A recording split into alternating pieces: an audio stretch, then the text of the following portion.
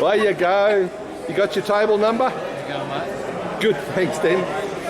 Got your table number? That's all you need. You know your table number? buddy. You're Ronnie, aren't you? Rod. Rod. That's good. Right. What's our table number? And look who's looking after things perfectly. Wow. Well done. Well done, Mr. Cook. You look $1 million, mate. You know your table number, Ron? 5 or 6. 5 or 6. Away you go. I should take my picture. I'm taking video of you. Oh, I'm sorry. So, yeah. This will go in for prosperity.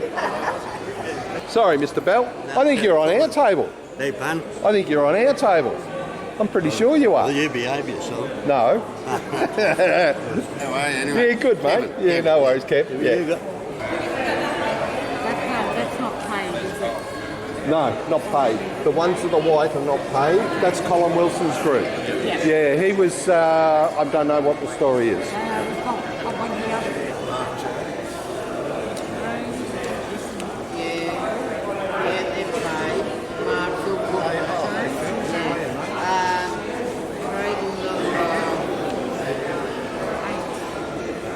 Table 8. Table 8. Name tags. Yeah. We're in the same table. Mark Jones Group. Yeah. Table 8. Thanks, Phil. Well, that's a few. Who you with? Paul Moore. Yeah. Table 1. Table 1, yeah. And we're going to get on the name tag or something. Oh, the, All right. No, he just, one was under my wife. She's got to get, she didn't come from what grandson. So, all right. You don't pay for yourself. You're free. you're free. Yeah. Name tags will be in there. Actually, Wood and Parker, you sort out your seating arrangements, right? Oh, yeah. Ronnie Ward's already having a Barney with me. I'll get looked after. Yeah. See you in there, big fella. Yeah.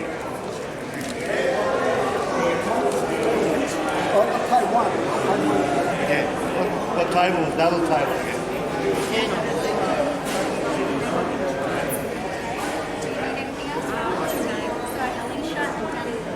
Yeah, 11 and 12. Phil Cook was in the 11 and 12.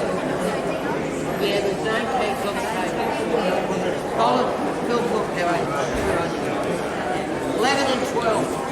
Now, who hasn't paid? We need payment.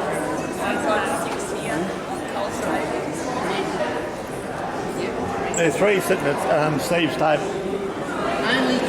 Any more coming? I don't know.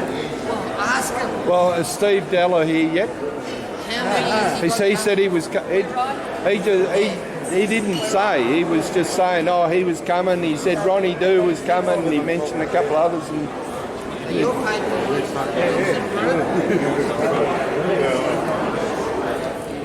What's the name? So we're on. 11 and 12. Hey, Paulie.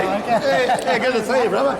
It's been quite a few years. Yeah. Long time. Yeah. How you doing? Yeah, good. Hey, Colin. Hey, congratulations. Yeah. So you're still in New Zealand? Yeah. Come over for this thing. Yeah. Wilson. okay, you've been called.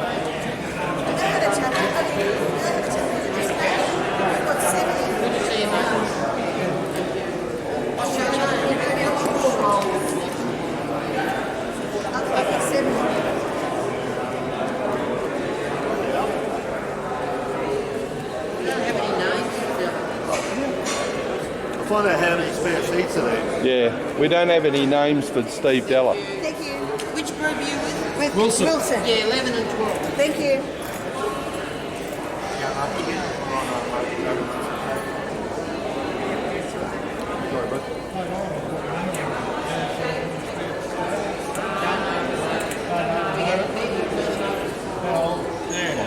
I'll go in, mate. Yeah, mate. You're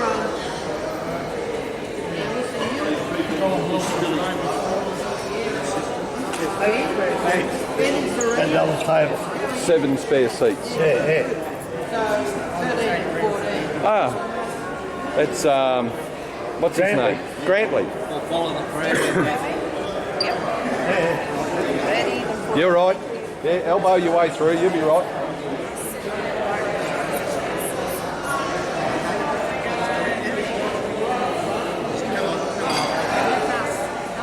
There you go, Grantley. How are you?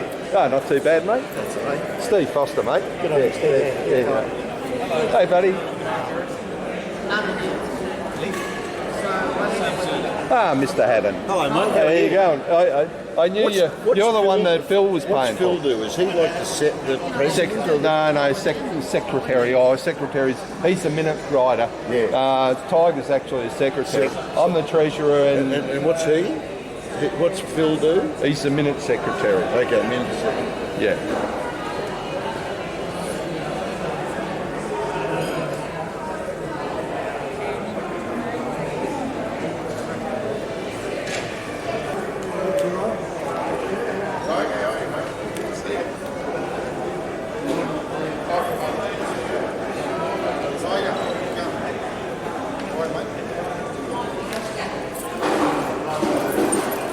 Greg Hooper, 6 ordinaries and a Wilson. Just go through. We're on those two tables there. Hey, I'm writing down the names, there they all are. Jack, Chris, Ricky, Guy, Chuck, Sharp. Okay, so we'll get on to the formal side of things. And first of all, I'd like to please welcome up our President of the Queensland Boxers Supporters Association. Give him a huge welcome, Scott Tweedy.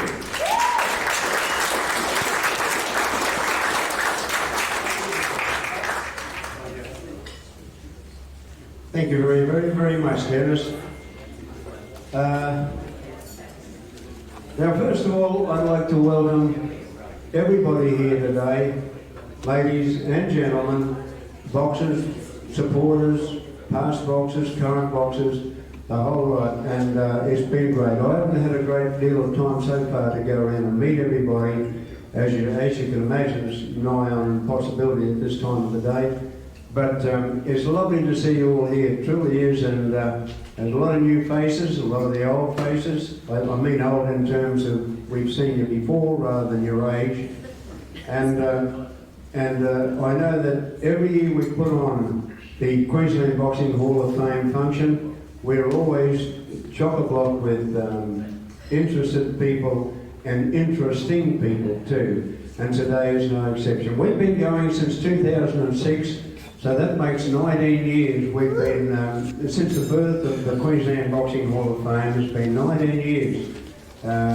It kicked off in 2006 with Fearless Fred Casey, when he had the Bookies Club. I think it was the Bookies Club at Spring Hill in Brisbane.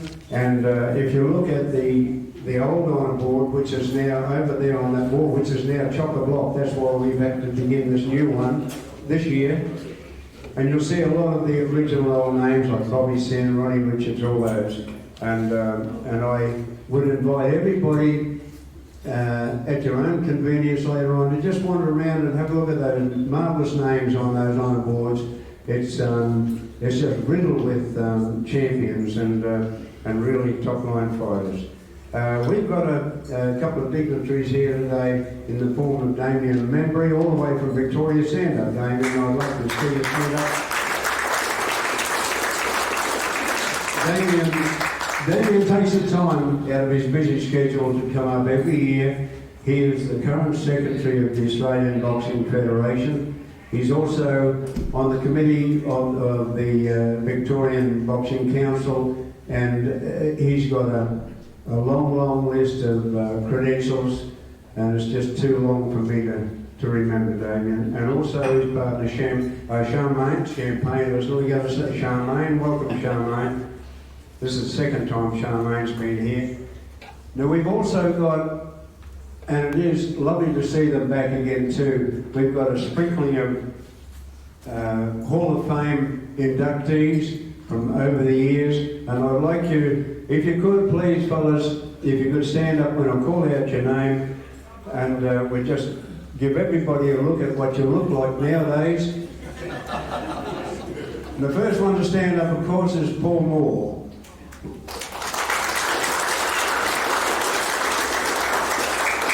And we've got Grantley Keezer.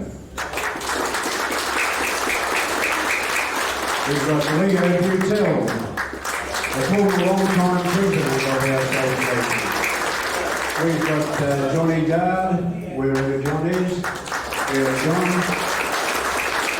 We've also got the great, inimitable Colin Bell. Come on, Colin, after all these years, was only inducted last year. Good on you. Welcome to the team, Cole. Brad McCarley. International referee, we've got Dale Artigo. And we've also got his brother Ernie Artigo. I don't think Ernie's here yet, is he?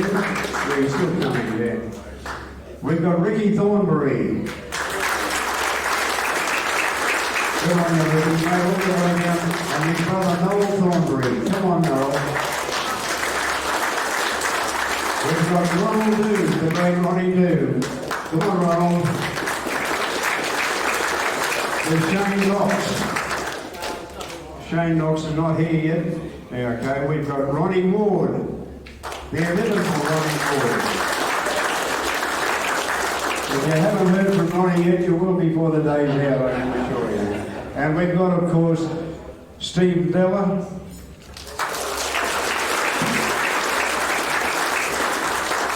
And the trainer of Joy Overtire, Mark Wilson.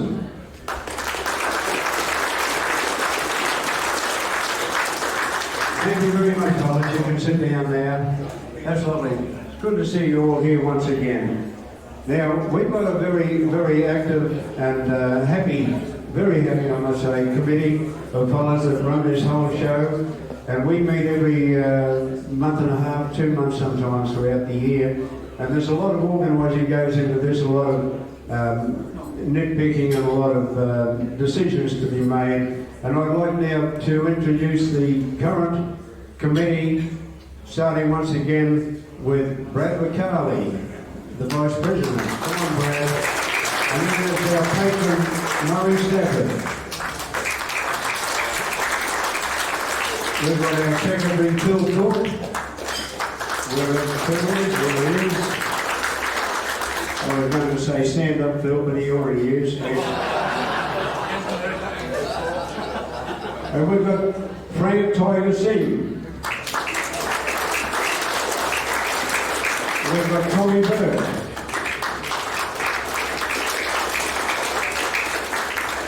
And we've got Steve Foster. And of course, we've got, for the third time, he's going to have to stand up, Paul Moore. Thank you very, very much, fellas. And it's lovely to see Warren Smithers make the former heavyweight champ. Warren, it's good to see Warren come back on deck. He's been away for health reasons for a couple of years. He's back with us again. It's lovely to see you back, Warren. And anybody else, and this is one of the cruel things about singling out people and names and one thing and another. You're bound to miss people, you really are. So if I have missed anybody, please forgive me. Please forgive me. Come up to me later on. I'll buy you a beer. We'll call it quits. I'd like to thank the Arana Leagues Club too for all the facilities here. Aren't they beautiful? The way they've got everything laid out. And one thing or another, and they put on a really, really good turnout for us around, and they really look after us. And I'd like to thank you once again, everybody, and hope you all have a very, very enjoyable time. Congratulations to the 5 inductees. It will be a great honour for you, I'm sure. And I'd like to pass on and introduce you to, not pass on, but pass on the microphone to Murray Stafford, our patron. Good on you, Murray. He actually is the only Kiwi we allow on the committee. Very wise too, Scotty. Good morning, everybody. Thank you for the introduction, Scott.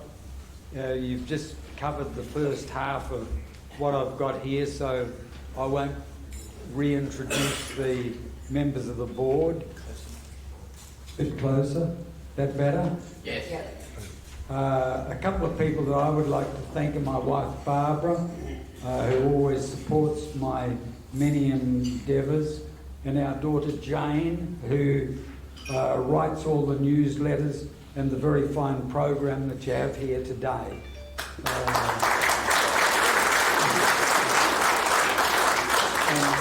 And she prints and compiles them, so she does a pretty good job. Very good to welcome Damien Membry, Secretary of the Australian Boxing Hall of Fame, here in attendance with champagne. Barbara and I and Brad and Jill went to Melbourne recently to attend the Australian Boxing Hall of Fame function. We sat at Damien's table, so we're delighted to return the compliment today.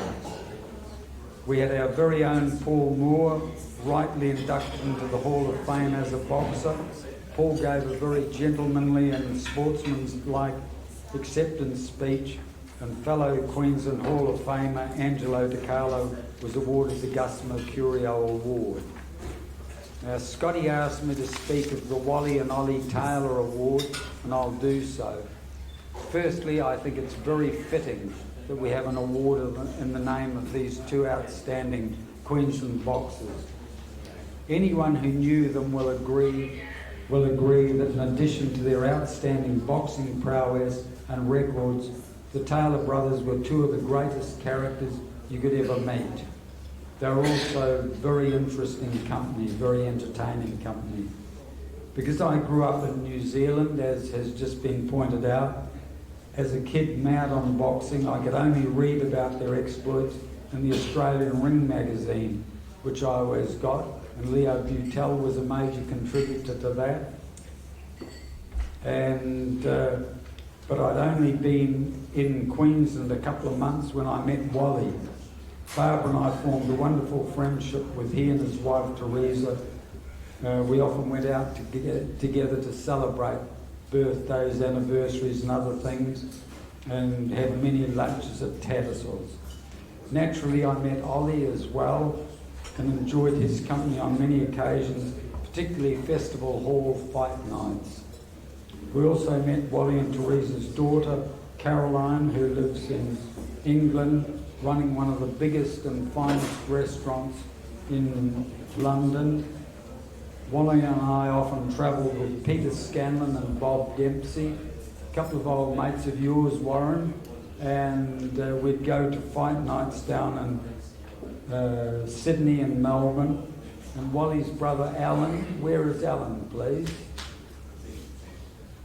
Where's Alan? Oh, there's Alan. Yeah. Accompanied us also on a few occasions, and Alan's going to present the inaugural Taylor Brothers Award, so I'll let him talk about their records. We also went to Melbourne to attend Wally's induction into the Australian Hall of Fame, and Wally originally got me involved in the Boxing Supporters Association. Now, for some years in the Boxing Association, we've worked on a pool system with the names of boxers and associates, and then each year added new names as some are inducted or taken off the pool's list. It's become very, very apparent that not everybody will progress from the pool to induction for many, many valid reasons. They may have been born outside Queensland, may have had most of their fights outside Queensland, or through no fault of their own, never got a shot at a title, Queensland title or an Australian title.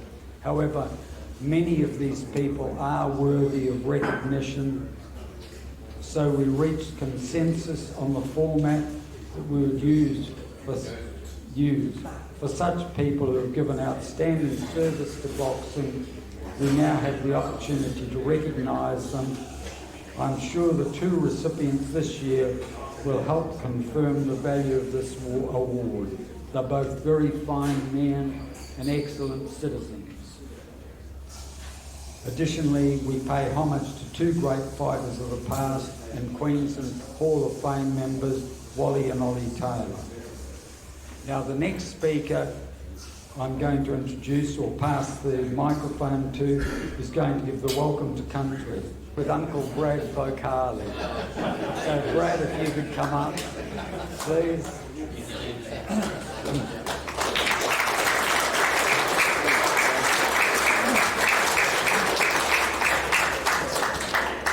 And of course he becomes everybody's uncle at this moment.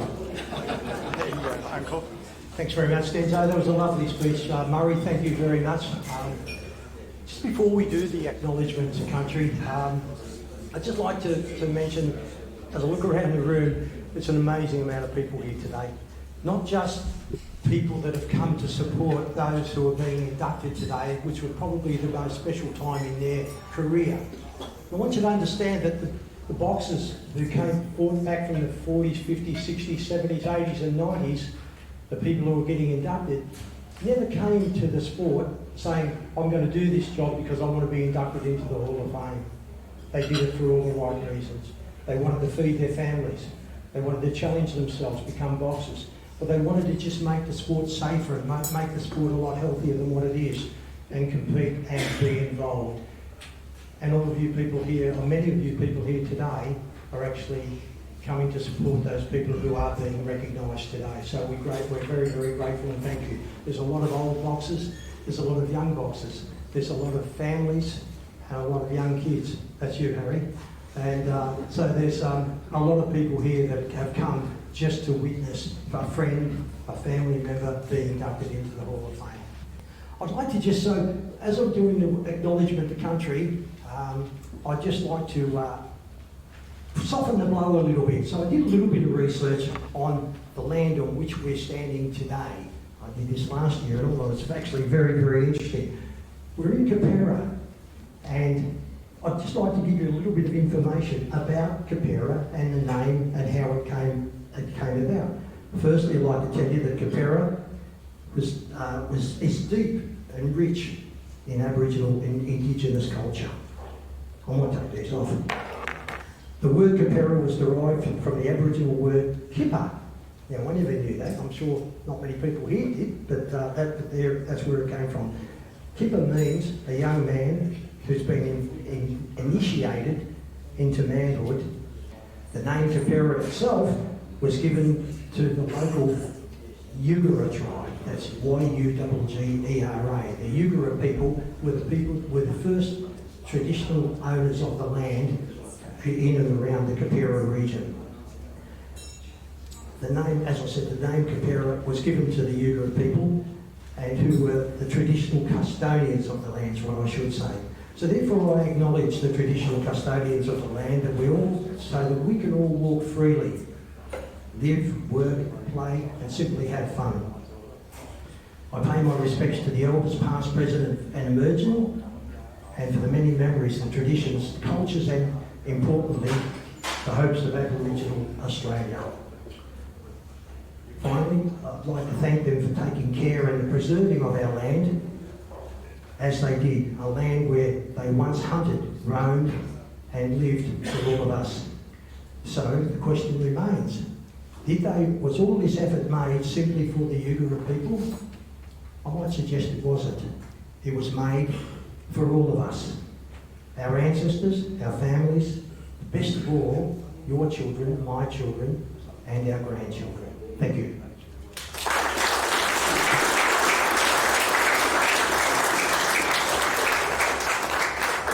As Murray mentioned, today's groundbreaking. We formed it with thanks to our current committee, the current committee who works so very, very hard and give up our time once every second month. We come up to here from all parts of the country, all parts of Queensland, and we make these decisions. We make these decisions in the best interest of the sport and the best interest of those involved in the sport.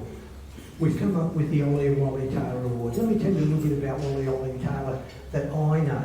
when I was a young fighter growing up in Melbourne, I used to get what we call the fighter magazine. Grantley, you'll know all about that.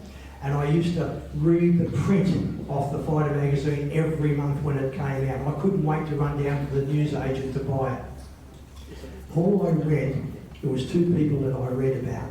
One was Ollie Taylor, and one was Trevor Thornbury, the Iceman. And it's amazing that they're both here, well, they're not both here, but they're mentioned with a lot of respect today.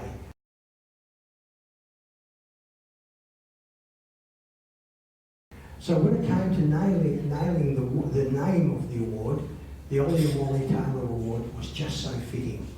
And right now I'd just like to invite Alan Taylor, the youngest brother, and I believe he was the most handsome of the lot, to come up to the platform and say a few words. And we've got the initial inauguration, the initial induction or recognition of the two people who are going to be the acceptance of the Ollie and Ollie Taylor Award today. Alan, would you please come up?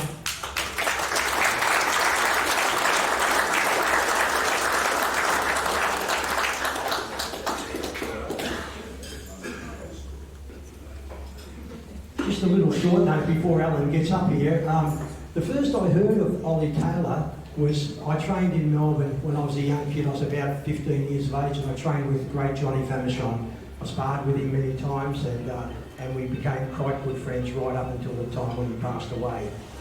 Johnny Famishon said to me the hardest that he had ever been hit was by some bloke in Queensland by the name of Ollie Taylor. Ollie Taylor was a southpaw with a smashing punch, and he said when Famo said when he got hit, you would swear that he put his finger in an electric light bulb because it was just like a shock. And I'm sure, Alan, you probably would know a lot more about that with Ollie, so I'm going to give you the microphones, all yours, and mate, congratulations for the recognition of your brothers of this amazing award. Thank you. Thanks, Brad.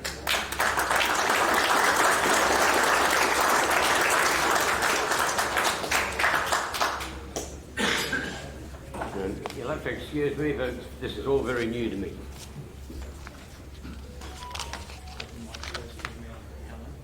Close. All right. No, I lost me material, so I'm going to have to fight from there. My name's Alan Taylor. I was born in Mackay. My brothers, Ollie and Wally. Wally was born in Richmond, and Ollie was in Townsville. Now, they first started off in blues at school. The old man told them that either they left home or went and started fighting in it. So they joined Doug Moody in Mackay, who was one of the very, very best trainers at that time. They went through the system. In '55, Wall won a golden medal, a golden gloves in Cairns. 56, the both boys won the Queensland title and then got beaten in the Australian titles, but were reserve fighters for the Olympic Games in Melbourne. In 57, Ollie was chosen to go to Thailand for the Southeast Asian Diamond Belt, which he won. Wall missed out on that trip. But in 58, those boys won Australian titles and were chosen to go to Cardiff for the Empire Games, where Wally won the gold medal and Ollie won a silver medal, getting beaten by Howard Winston, who went on to win the world featherweight professional title. 59, Wall turned pro. In his third pro fight, he beat Dick White for the Queensland title, and in his fourth fight, he beat George Fleming for the Australian title. Ollie continued to be an amateur, went through the system. In 1960, he won the Australian title, and went to Rome, where he won a bronze medal, being beaten by Zamperini in a hotly disputed decision. Now, Wall kept going with the system. He fought a lot of very, very good fighters. Flash Copeland is for one. who he was an American Negro and taught Wall a hell of a lot about how to fight. From there on, Wall fought a lot of overseas fighters. They were all mainly lightweights. In '62, he fought Les McLean and defended his Australian title when he knocked out McLean in about the second round, I think it was. Ollie turned pro. He went to, he fought through the system. He fought Dunnett, Billy Dunnett a couple of times. He finally got a fight against Johnny Famersham. Took a fair while, but Ollie lost the decision on points. Once again, he thought he could have won the fight, but he didn't. And that's about me. Ollie and Wall were sort of, as Wall says, they were bullies at school. The old man told them to get into the ring, and that was what it was. When they were about 17, I would have thought, Ollie was a very sort of astute guy. He kept everything clean, everything good. Wall was a slob. So anyway, as the time goes, one day it looked like something's happened at home. Wall's taken one of Ollie's shirts or something, and there was a clip in the ear, and it was on. An hour and a half later, they called it quits. They called it a draw, and they made an oath that under no circumstances would they ever fight each other again. But that is the story of Wally and Ollie Taylor. There is a bit more to it, but I can't remember it all. But thank you all for coming.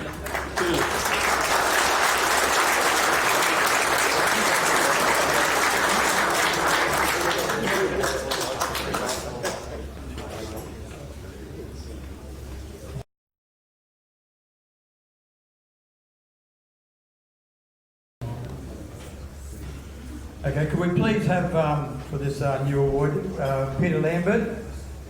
Peter, could you please come up? Round of applause for Peter. And Brian Wood. Could you come up too, please, Brian?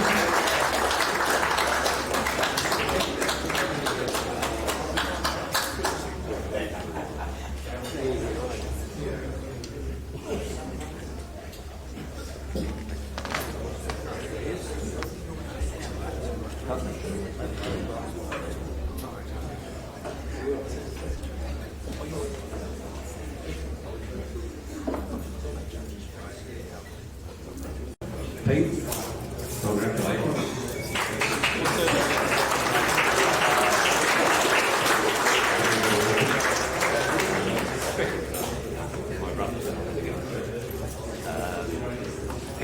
Peter was an ex-Trowie once again, had a few fights, as we looked through this one. He's from Victoria, so you can't help but He did come up from Victoria to Queensland, even though he did win a couple of titles in Victoria, I believe. And he's been a very good help in the system and an advisor for the Boxing Association. Congratulations, Pete. Thank you very much.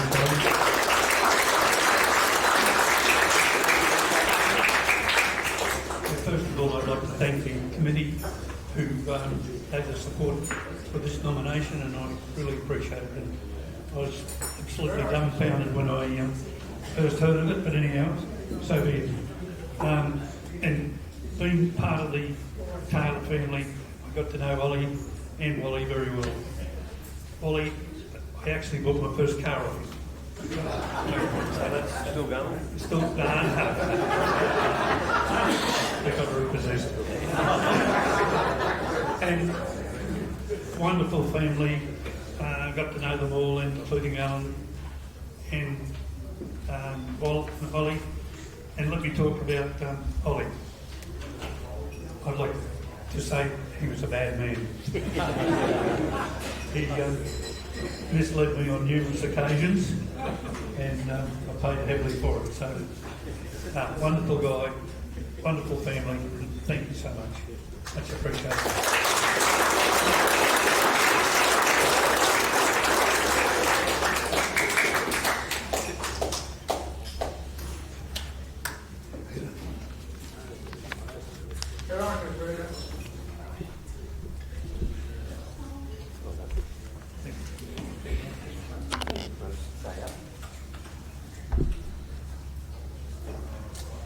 Well, this is a welcome to Brian Wood, a man of many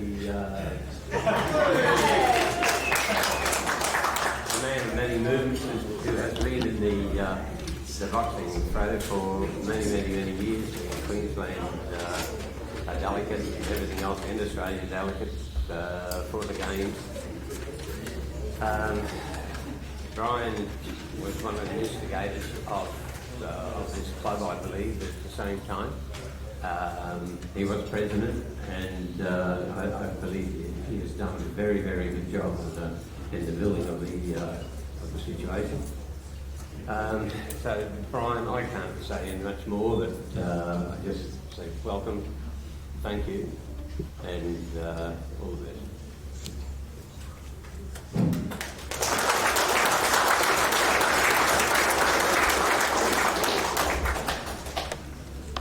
Better at talking than I am, Alan. You know. This is cliched, it's humbling. It's humbling. You don't do these things because you think you're going to stand here one day. You do what you do because you're the person there at the time. There's a lot of people in my era who could be standing here beside me. And that's all I've got to say. I'm very humbled to accept this, and it's nice to be nice to be recognised, even though you don't look at it.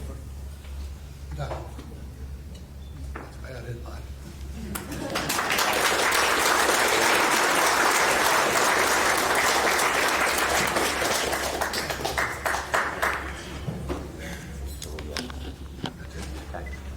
Another big round of applause, ladies and gentlemen.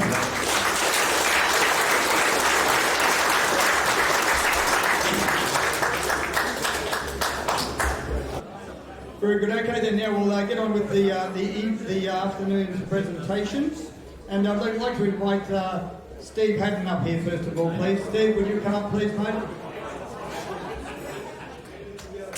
Give Steve a round of applause, yes, ladies and gentlemen. Thank you. Give him a round of applause. What a wonderful job he's done. I've never met a boy who's short of a word, mate. And please give my warmest regards to your brother, who's I think down in Melbourne at the moment, isn't he? Near Canberra. I don't reckon I've ever met a nicer bloke than Alan.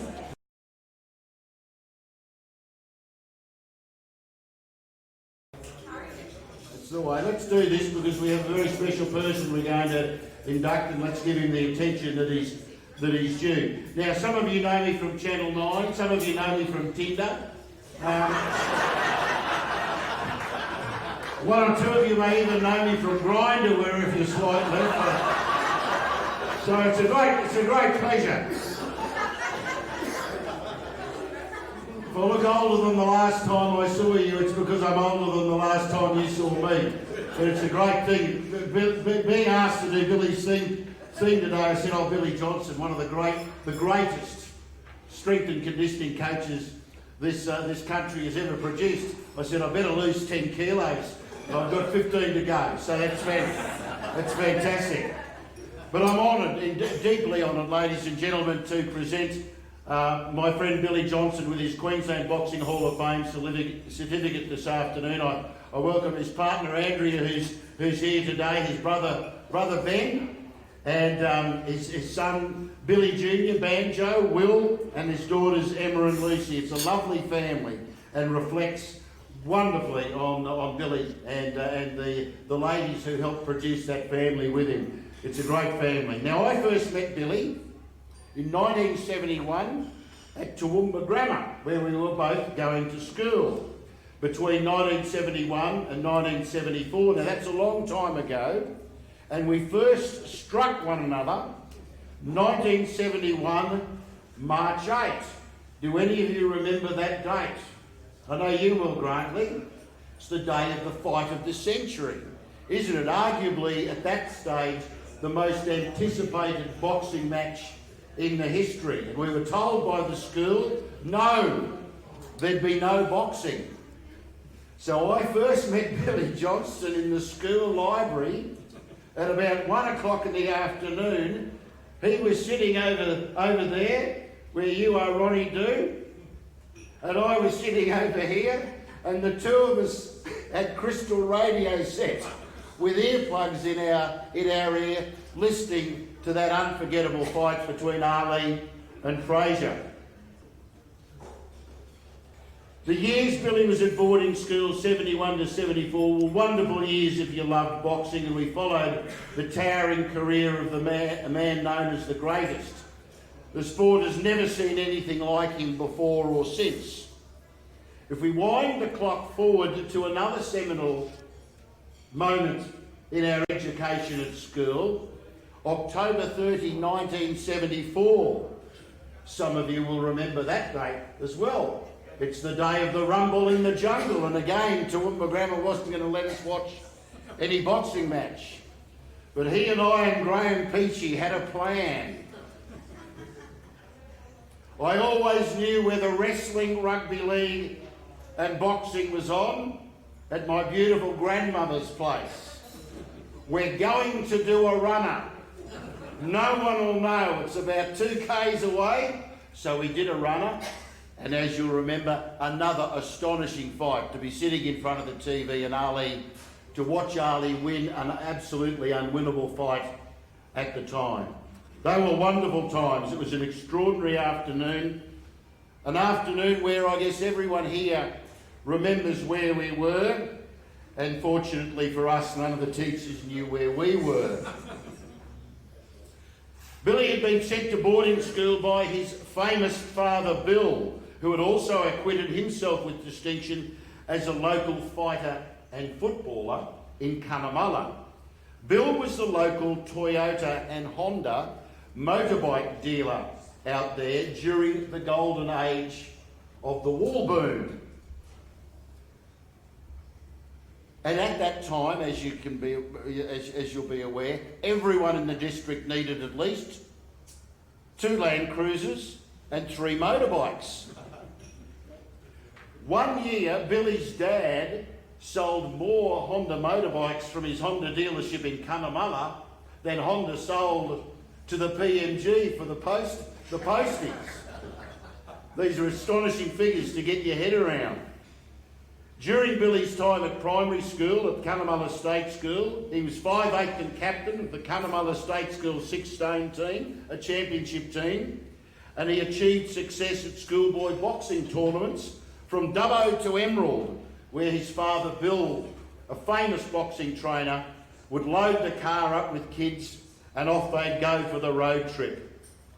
Casting my mind back 53 years, I remember Billy Johnstone as a happy, agreeable young man, great company, who made friends easily and never got into any trouble that I was a part of.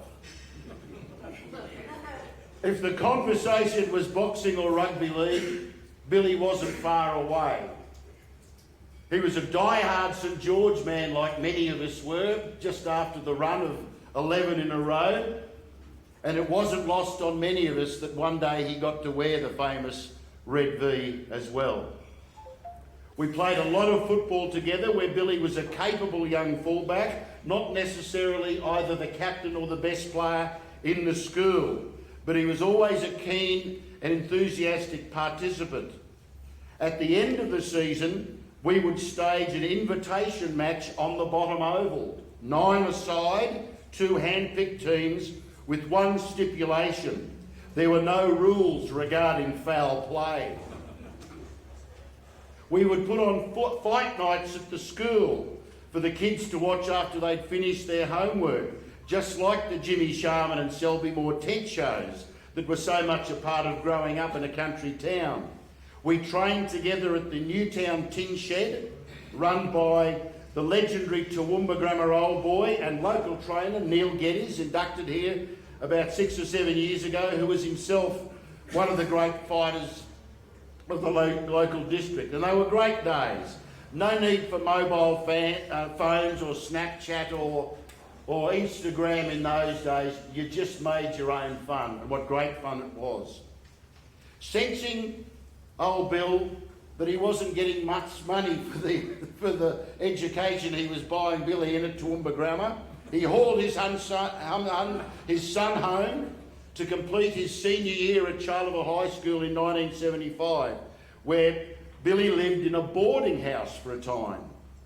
Having been told by his father that you can either run the dealership in Cunnamulla or go off and become a sportsman, Billy decided on the latter, and in 1976 he left for Brisbane to begin his apprenticeship as a motor mechanic at the old PMG down by the Botanical Gardens, and he won a premiership with the Brothers under-18 team, then coached by celebrated Brothers and Queensland legend, one of the great gentlemen of rugby league, Reg Cannon.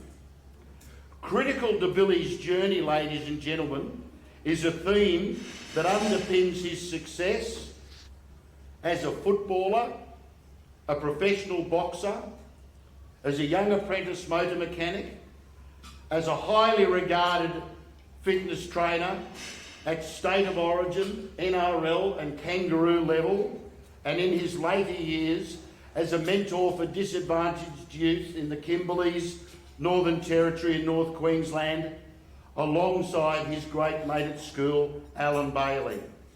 And the constant underpinning all that was the presence in his life of good, strong people who had a positive influence on him, men who themselves were ambitious and committed to making the very best of their own paths through life. Men prepared to fight hard to get where they wanted to go. This is where he acquired what we call, and what he calls, a bit of mongrel. And it's a quality you need if you want to take a career as a rugby league player and a professional boxer.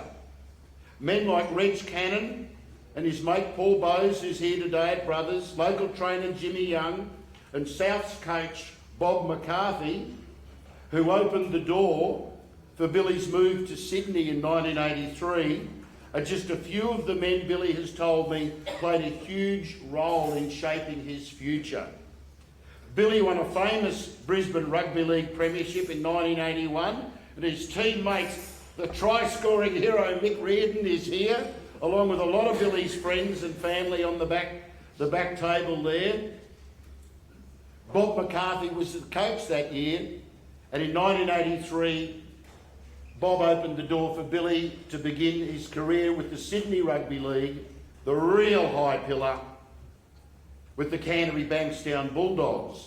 That year he was named Dally M Hooker of the Year. Billy's passion for strength and conditioning saw him become a renowned leader in the field. Billy won a grand final with the Bulldogs in '95, and after the grand final he approached Warren Ryan and said, "I'm going to get a grand final tattoo, was I?" To which Warren replied, "If you're going to get a tattoo, Billy, make sure you get it done somewhere that doesn't matter." So Billy had it done in Wentworthville.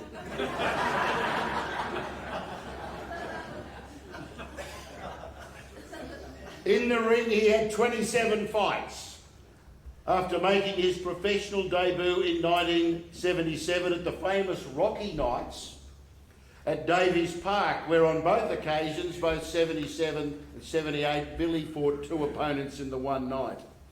He won 23 of his 27 fights and lost 4. By 1980, things had stepped up and he won the vacant Queensland middleweight title with a TKO victory over Dave Edwards at Festival Hall. I did a story on Billy to complete my degree in journalism at the University of Queensland before that fight with Dave Edwards. A year or two later, he won the Queensland Super Welterweight crown, defeating the highly regarded Neil Patel. During that time, Billy could be seen in Jimmy Young's gym sparring with the likes of Tony Mundine, Hector Thompson, even the great Lionel Rose. Thwarted 3 times, however, was his quest to win the Australian middleweight crown against Steve Dennis in Brisbane, Ken Salisbury at the Hordern Pavilion, and the famous 1984 battle against Richie Roberts at Belmore Sports Ground. His final fight, promoted by the gentleman who's just about to introduce, to speak to Billy, Grantley Keezer. As a former schoolmate of Billy's, and I know I speak for all Billy's mates both at school and who are here today, I could not be prouder of his commitment to getting the most out of himself and out of life, and I am proud, ladies and gentlemen, today to present Billy Johnstone with his induction certificate, which names him as a worthy member of the Queensland Boxing Hall of Fame. Thanks, Maury. Come on up, Billy.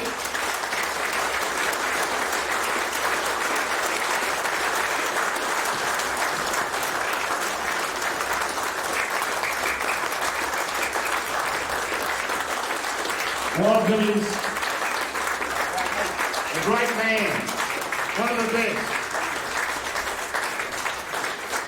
Ladies and gentlemen, the rest of the story is now in the hands of Grantley Keezer, an Aspley boy, done good, whose work here alongside the legendary Harry Gordon at the now defunct Telegraph saw him on the path to the Daily Telegraph in Sydney, to his authorship of more than 20 wonderful, wonderful history books, which ultimately saw him receive an Order of Australia medal for his writing. Grantley is a boxing nut who has himself participated in the sport at the highest level as a cornerman, promoter and storyteller, cutting his teeth at the Newtown Police Boys Club, where he first came in contact with Johnny Lewis, Jeff Fennick, Jeff Harding, Joe Bugner, and of course our special guest today, Billy Johnstone. To tell us more, ladies and gentlemen, I'm handing it over. That's yours. Proud of you, mate. I'll hand over to you, mate. Good on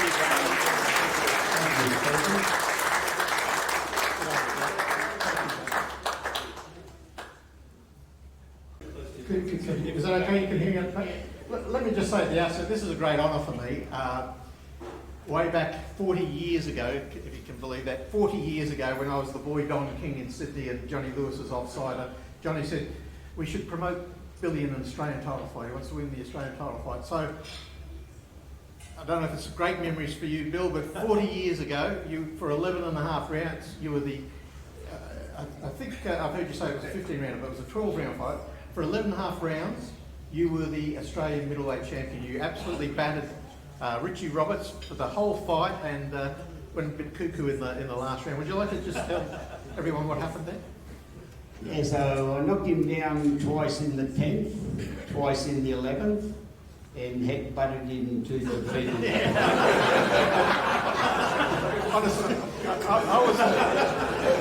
was in Billy's corner as well as promoting the fight, and you had beaten him every single round conclusively, and poor old Billy Miles, the referee, he just had to throw his hands up and he said, I've got to disqualify him, I can't do anything else. It was so blatant, but man, what a performance, you know. And I say to you, Grantley, that I think me headbutting him in the last round made me more famous than if I would have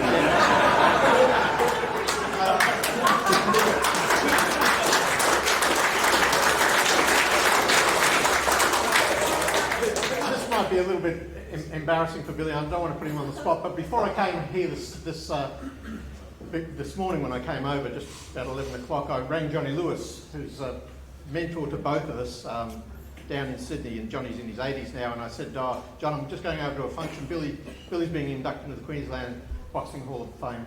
And Johnny, of course, as you probably know, trained Jeff Fennick, Kostya, Jeff Harding, Aussie Joe Bugner, so many, he trained 6 world champions. He said to me, well, you let everyone know that the toughest fighter I ever trained and the fittest fighter I ever trained was Billy Johnstone.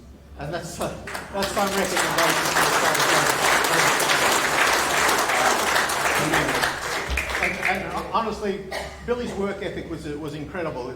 He was, I remember, I was no great fighter. I fortunately stumbled into friendship with Johnny Lewis, who helped me appear in many, many big fights in the corners and promoting fights and whatever.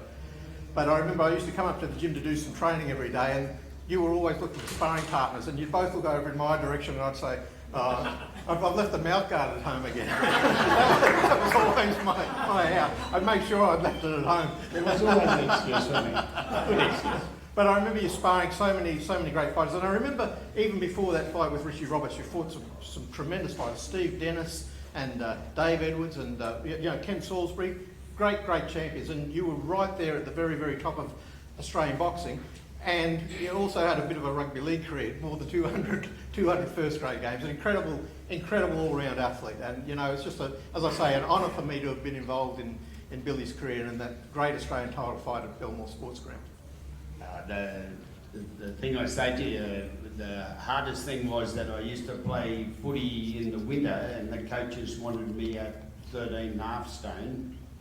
I had to box in the summer and the coaches wanted me at 11 stone. I was on a gypsy doodah for about 15 years.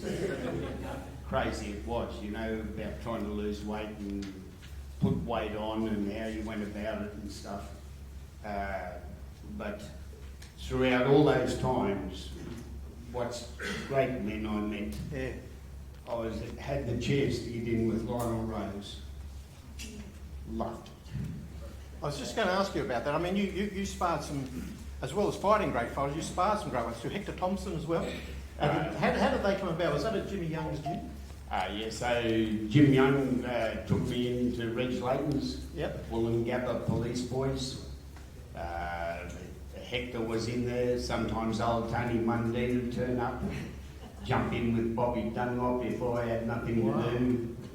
It was tremendous in my youth. And what an education boxing that would be to be mingling and sparring those guys. And of course, you had a great grounding in boxing, as Steve was just mentioning, coming from Cunnamulla. Your father was a very well-renowned and famous, legendary boxing trainer up there.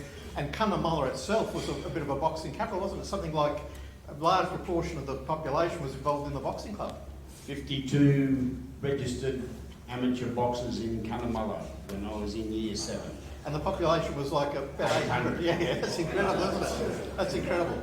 So boxing was massive.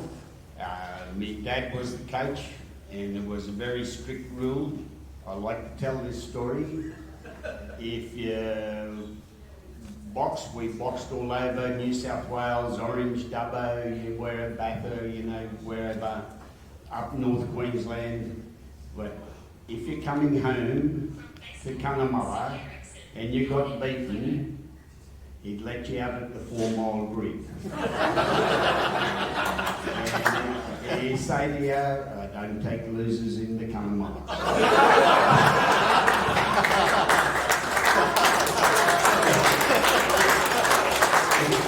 And so many people were saying, that's child cruelty. Your old dad, he didn't care. No wonder you had a big desire to win all the time. Yeah, that's ingrained into you. So how long did you spend as an amateur boxer? Because you had a long career in boxing even before you really made it big in rugby league, didn't you? Well, I had my first fight when I was 7. Yep. Yeah, and so went through 32 to turn pro at 18. Yep. And then I went through another 20 odd. And how did you come to turn pro? What happened? You came down to Brisbane to play football? Yeah, so what happened there was my coach at South Brisbane was Bob McCarthy, and he was really a mad fitness man.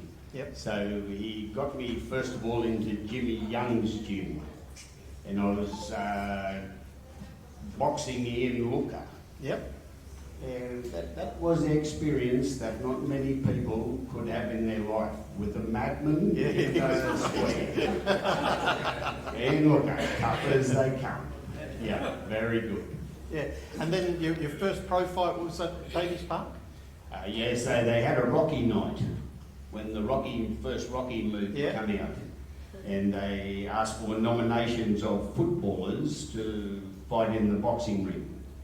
So I jumped in there for a bit. Yeah, and you'd had, you know, I know you played in that famous grand final, not the grand final, but the last game of Arthur Beetson's career. Yeah, 81. It's still in my pocket. Yeah. The ticket, my mum and dad's ticket to the 1981 grand final. People still say to me, why do you keep those tickets, Billy? It's Arthur Beetson's last game of football. Yeah, wow. He's my hero.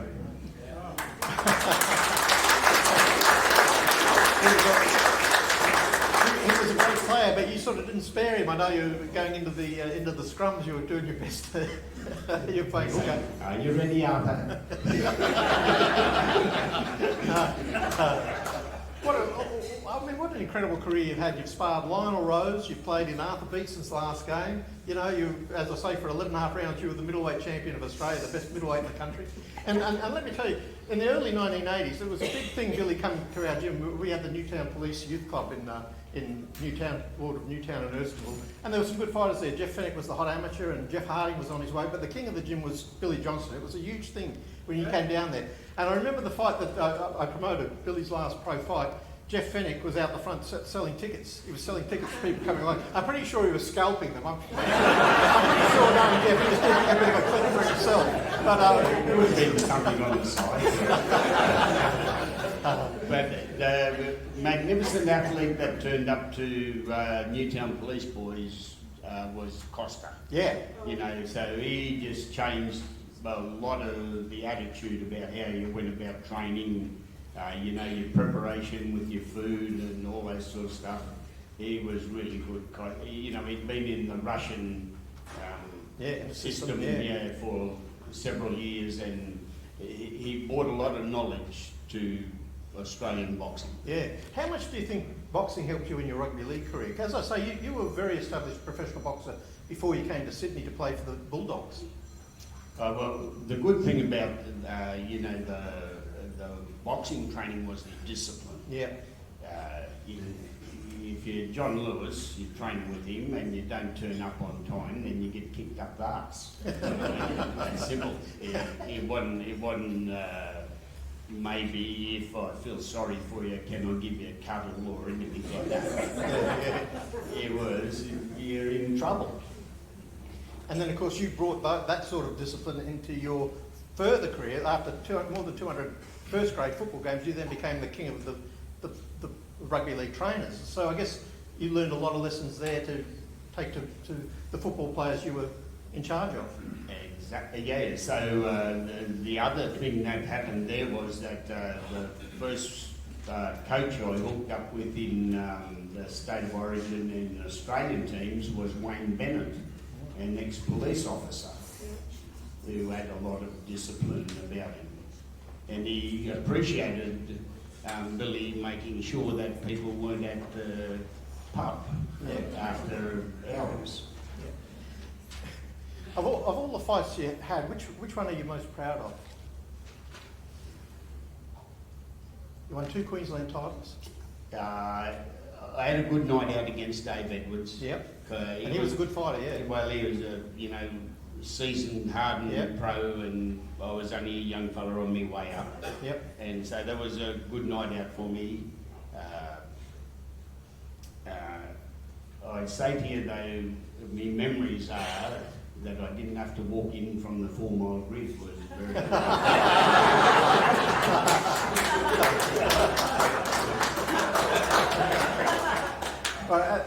I mentioned what Johnny was saying about Billy's toughness and his fitness before. He honestly said to me, and I know like rugby league was your life for many years after the boxing finished. But he said if you hadn't had to concentrate on rugby league as well, you would have been a world champ back in the early 80s. He said he was that tough and fit. Right. The weight thing Yeah, was the massive, whole thing about it, you know, and that caused me from, you know, beside Ed Butt and Richie, it caused me to retire from the boxing. Yes. Because it was so hard to be getting down to junior middleweight at 11 stone and then back up to 13 for the footy and all that. So it just become too hard. Yeah, I remember that fight at Belmore. One of the partners in the deal was Peter Bullfrog Moore. he was a great character, and Colin Love. He became head of the rugby league. But that was a huge day, and you know, you acquitted yourself so very well in that fight. Of all the guys that you've sparred over the years too, what memories stand out? Obviously Lionel Rose was one, and I remember Hector Thompson. You were saying, I think when you were sparring him, he was kind of at the end of his run. Yeah, so he was getting towards the end, Hector. But as anyone who knows anything about boxing knows that Hector was a mad body puncher. Yeah. And so pulling your knee up all the time when he hit you in the guts. Very respectful and quiet. You know, I find that with most boxers, they don't need to big name themselves. They don't need to show off. They'll earn their reputation through what they do in the boxing ring. And that's how I found most of those older men that led me to taking that attitude. Yeah. Like, through your many years of training rugby league players too, you must have seen some great natural athletes who might have made great fighters as well. I know you were saying that Jonathan Thurston was incredibly strong for his weight.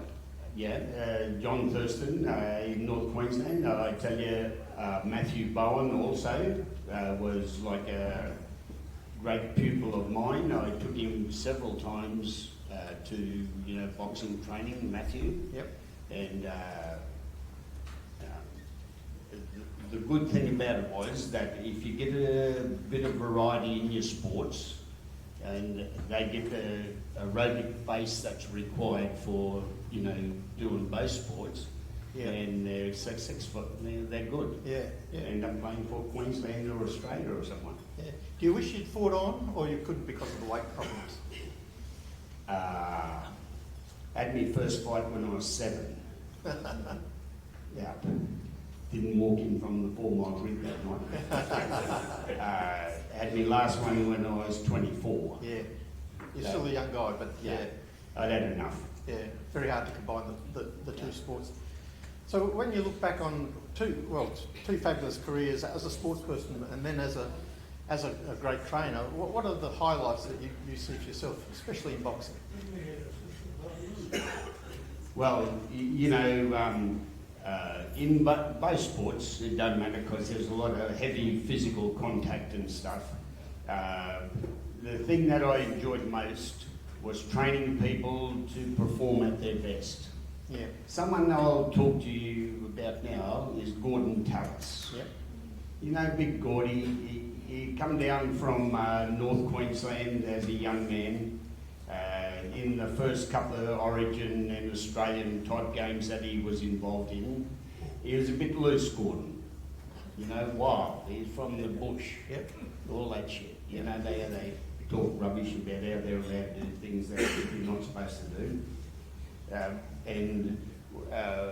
To see him develop, you know, obviously by a big input from Wayne, but I'm hoping I was some involvement as well. Yep. It turned out to be one of the best second rowers I've ever seen in my life. Amazing, yeah. So what would you say are the big lessons that you learned from boxing that put you on that path? The whole thing about the boxing thing is discipline. And nearly every person who's ever boxed will know that at some stage in their life they're going to make weight. And can you do it or can't you do it? Yeah, just stick at it. Yeah, and it's a big deal about, you know, particularly when you're coming up through the amateurs and you're a young person of 13, 14 years old or whatever, and they're telling you can't have your ice cream, and you start blowing up and whinging and carrying on. Do you stick to the trainer, you know, the people that are trying to guide you correctly, or do you tell them to piss off and all run away? Yeah. Well, you certainly stuck to your guns, and you, as I say, what an incredible career. Into the Queensland Boxing Hall of Fame, more than 200 first-grade games in rugby league, and the respect of everybody that you coached in rugby league as a trainer. Just incredible. Ladies and gentlemen, Billy Johnstone.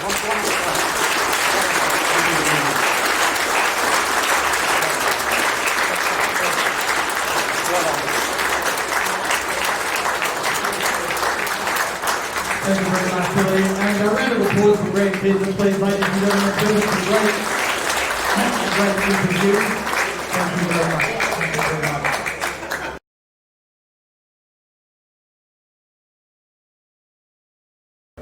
And if we could get to Mark Ericksen, come up, please. Round of applause for Mark as well.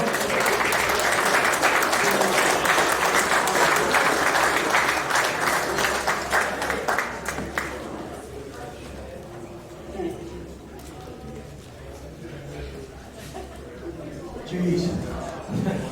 How do I follow that? It's incredible. Well, ladies and gentlemen, look, firstly, I just have to say it's remarkable when I look around the room here today. Not only have we got a lot of supporters, but we've got some great fighters, and we've got a team of ring officials as well that I just would like to just acknowledge. We've got former world title challenger in Ricky Thornbury up there. Rick, I know you're here, we'll probably say hello again. We've got a couple of the finest runners in the sport here. We've got Noel Thornbury. We've also got, where is he?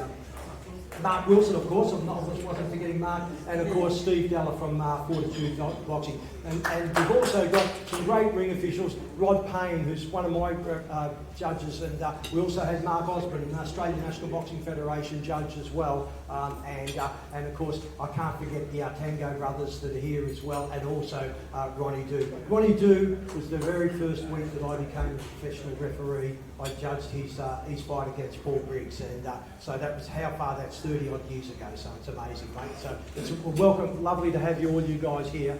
And now let's get on to this next induction, and I haven't got a lot of time, but by golly, this guy has got some runs on the board. Mark Ericksen, welcome, mate, to the stage, mate. Hi, Bradley, how are you? Good, mate. I've never been better, and it's an absolute honour to be able to be here and induct you.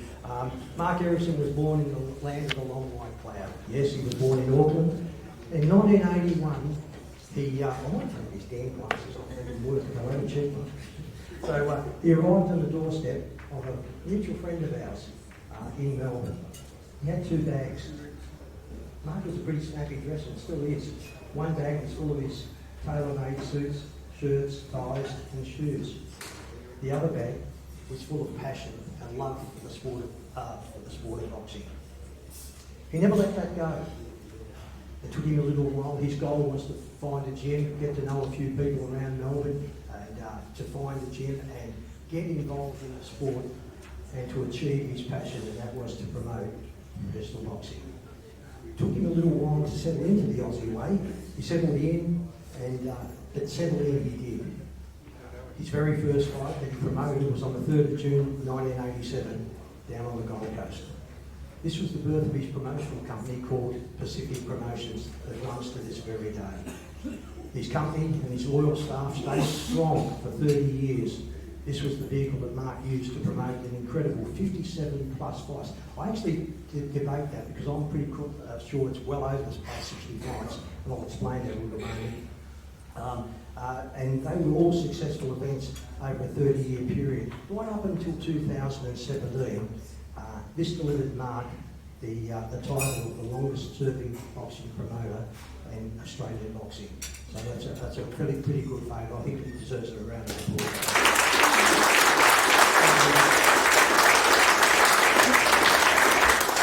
On top of the 57, 60 fights that Mark promoted, and I know this from first hand because I worked on a number of them myself, right? And I actually cut my teeth refereeing on Mark's shows when he did them at the Southport RSL and a few at the Magic Millions on the Gold Coast. And but Mark also, and he never even brought this up. It only came up when we were talking about the number of fights that he did, and he forgot. He approximately did 12 fights in aid of the Leukemia Foundation and for the Brisbane Royal Children's Hospital. That was over a 10-year period, and it realised tens of thousands of dollars. I can remember at different times it was $15,000 here, $12,000 there, and we all worked. Mark put all that together and donated all of that money to a very worthy foundation. I can't hear you! Late in 2017, Mark decided to have a little bit of a break, probably a year or a year and a half, just to spend time with his growing young family and to concentrate more on his business interests. And he was scheduled to return in 2020. Sadly, COVID arrived and delivered a knockout blow to not just our sport, but to the everyday Australian way of life. His 2 years turned into 7. Mark has also recently, earlier on this year, announced plans to start promoting again in early 2005. In 2001, Mark proudly became an Australian citizen. That was well done, Mark. So, now, your first trainer, was a trainer that I knew very, very well, and his name was Max Bescott, TV Ringside Trainer of the Year. Max trained a lot of amazing young fighters over the time, and I'll mention them. There was Leo Young, Michael Carpenny, Paul Buxton, the man in blue sitting beside me, Hector Thompson, Barry Michael. They were the guys that were there who preceded you. Right? And so 30 years on after that, how did you get into Max Bescott's gym? Because Max moved from Melbourne about probably 10 years before I did. How did you find him, Max's gym? Well, I had a couple of mates I met. They're over there, Toby Schwalber and Vivian Schwalber. I met them in '87. And we became good mates. You can stand up, guys, and like because they're responsible for being the boxers. So stand up, please, Viv.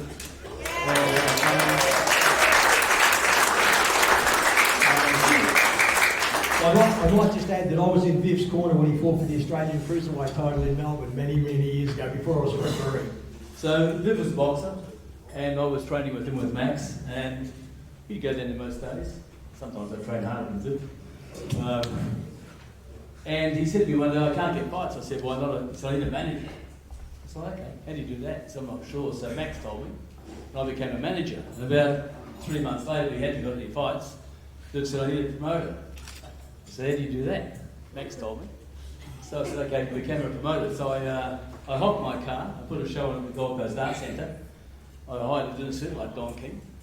I looked through the curtains, about 30 people there. I joined them, took the dinner suit off. It took 6 months to get my car back. And we never looked back. Well, I thought we'd just, it took me 10 years to get Promoter of the Year from the AMF. And, hang on, they're taking my line out there. Sorry. Get out. Don't keep going. 30 years of promoting professional boxing. 400 fights you promoted. When you looked at an average of 6 fights for 60 shows, that's 400 fights that you promoted. More than 200 men and women fighters of all levels, not just novices, some really great fighters, especially women. Holly Furley, Sharon Anos, world champions. Incredibly, you've promoted a lot of contestants from the United States, United Kingdom, Australia, New Zealand, Tonga, Samoa, and from all regions of the South Pacific. Yeah, well, I was a Kiwi, so that helped. And when I started, I made friends with a fellow called Bridge Zane, who was a New Zealand boxing trainer. He's gone now, God bless him. And we struck up a good friendship. There was lots of Kiwi fighters and island fighters over there from Samoa, Tonga, Fiji that wanted to fight. And I was promoting in Australia, so it was a natural resource for me. So I was never short of opponents. And it sort of took off from there. And then one thing progressed to another. I left the Gold Coast and promoted around Australia. Then I went to Fiji and did a show there, and Samoa did a show there, and a few in New Zealand. And sort of progressed from promoting on the Gold Coast to... Mark, one of the rarities of promoting today was that you match-made every fight that was on your show. What was the rationale behind that? Was it that you wanted to maintain control of the matchmaking or maintain the great level of fights that you promoted? Because you match-made every fight. You had no favourites. You said that many, many times. You had no favourites. But a lot of your contracted fighters were defeated because you matched them, whether they were dangerous fights or not, which is against the run of play of what we've got today. Wasn't meant to happen. No, I'm joking. When I looked at boxing from an outsider's point of view, there were a lot of fights that shouldn't have taken place. People shouldn't be competing against each other. They weren't qualified. They weren't up to that level.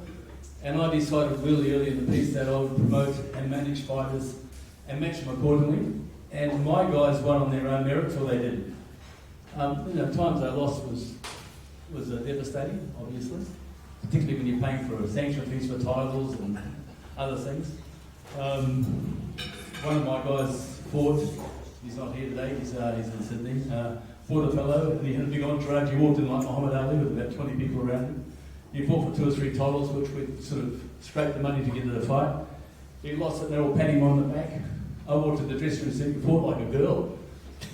I had to leave the dressing room in a hurry. But that's the way it was. If you were going to fight for a title on my show, you had to earn it. And you had to earn it fairly and squarely. I worked with the AMBS closely for many years and never challenged their decisions. At the end of the day, if you won, you're entitled to be the winner. And that's where it starts and finishes, Mark, you were, after a couple of years promoted, you were invited to co-promote with a couple of the most powerful promoters in the sport at the time. From the UK, Mickey Duff, and from the United States, Ron Withers, who was also the president of the WBF Boxing Federation. How did that come about? And also, what was it like from a guy out here in Australia who'd been promoting a few years in Australia, so if you ask the Americans, we're Australians and we're at a different level. Again, they're the best in the world if you ask them, they'll tell you, right? How did that feel? How did you go about that when you started doing promotions in the United States and other countries with these guys? It started with Jimmy Thunder, actually. Jimmy had been beaten by a fellow in Melbourne who was too good for him, outclassed him. He came to me, and if you look at all the heavyweight title fights in Australia and New Zealand for the last 30 years, the WBA, WBC and the IBF have never been fought for an Australia heavyweight division. And that's economic situation. We can't afford to put them on, unfortunately. But I got involved with a guy called Ron Skelf from the WBF, and the WBF title became available, so we promoted that in Townsville for Jimmy Thunder. He won that against Milton Bowen, which was sensational. He was the first Australian-New Zealand boy to win a world heavyweight title. Then we went to New Zealand. They called us from Channel TVNZ and said, "Can you put a show on for 3 days and 3 weeks?" They had some political stuff they wanted to do, so we did it. Unfortunately, got defeated on points. We brought Johnny Nelson over, who then retained the WBO title for about 14 years in a row, so Jimmy got outpointed in that fight. I had a group of fellows who were who were officiating the fight, so they all clapped themselves on the back after the fight, and they said, "Oh, it was a great night." I said, "No, you just sacked yourselves." They said, "What do you mean?" I said, "Well, I've got a Kiwi boy here from New Zealand, fighting for a world title, the first one in history, and he's lost by a point." So, and the other guy's not going to rematch. He didn't want to come back again. Johnny Nelson never ever fought heavyweight again after Jimmy. And so I said to the guys, "You've sacked yourselves, and we're to start again." That's boxing. You didn't miss him. Didn't miss him, no. Mark, you were also registered in 1985 with the Australian National Boxing Federation. You also became licensed with the Boxing Authority of New South Wales, the British Boxing Board of Control, the Nevada State Athletic Commission, of course the NZPBA and the Fiji Boxing Council. They were really amazing, because I don't know of another promoter in this country that's ever, and I've been to the States many times and with my organising and doing fights for the WBC and the WBA, another Australian has ever been licensed by the Nevada Athletic Commission. Also, another Australian that's ever been licensed by the British Boxing Board of Control as a promoter. So that really is a feather in your cap. But to beat that, the WBO, the World Boxing Organisation, which was a young fledgling organisation, which is now one of the big four. So if you want to unify a world title, you have to fight for the WBO, the IBF, the WBA and the WBC, or you can't be the unified world champion. They made you the Vice President of Australia on the Asia and Pacific role. What an amazing effort that was. And can you remember what year that was? It was in the early 90s. Yeah. I just got a phone call out of the blue, and they asked me if I'd like to become the Vice President. And I stayed there for about a year and a half, Right. But being a promoter, it was hard to be affiliated with an organisation and not have conflict of interest, because obviously they want to promote their boys, and so I had to walk away from it because I couldn't put my boys in their organisation unless it suited us and suited the boys, you know. So. And Mark, again, that says more about you than your ability, because to be a vice president of a regional body organisation, that wields a massive amount of power, and you can swing things that you probably couldn't, but you chose not to, and that says a lot more about you than what anybody would think. In the early 90s, you put your negotiating cap on and you negotiated network deals with, and not limited to, I'm going with more, ESPN, Sky Channel, TVNZ, Fox Sports Australia, and of course Channel 9 as well. That was an amazing effort to do all of those, because a lot of your fights we could see on Channel 9, we could see on TVSN, TVNZ in New Zealand, I'll get it right at the moment, and even on Fox Sports. You know, we turn the TV on one night and there's one of your shows on. So that was obviously a real feather in the cap. Was it worthwhile doing all of that? I mean, I know I worked for Fox Sports for 22 years as a commentator, so was it worthwhile in that area? The recognition? I wouldn't swap it for tea in China. That's what I was doing. I loved it. That's why I was there. Mark, I'm just going to go through some of the fighters that you actually promoted in time, and I know we're done for time, but I just can't overstep this, you know, and not there, because it did actually happen. Some of the, it's amazing. Your first fighter was a guy, stand up, Viv Schweiger, where are you? Stand up, Viv. This guy was his first fighter, and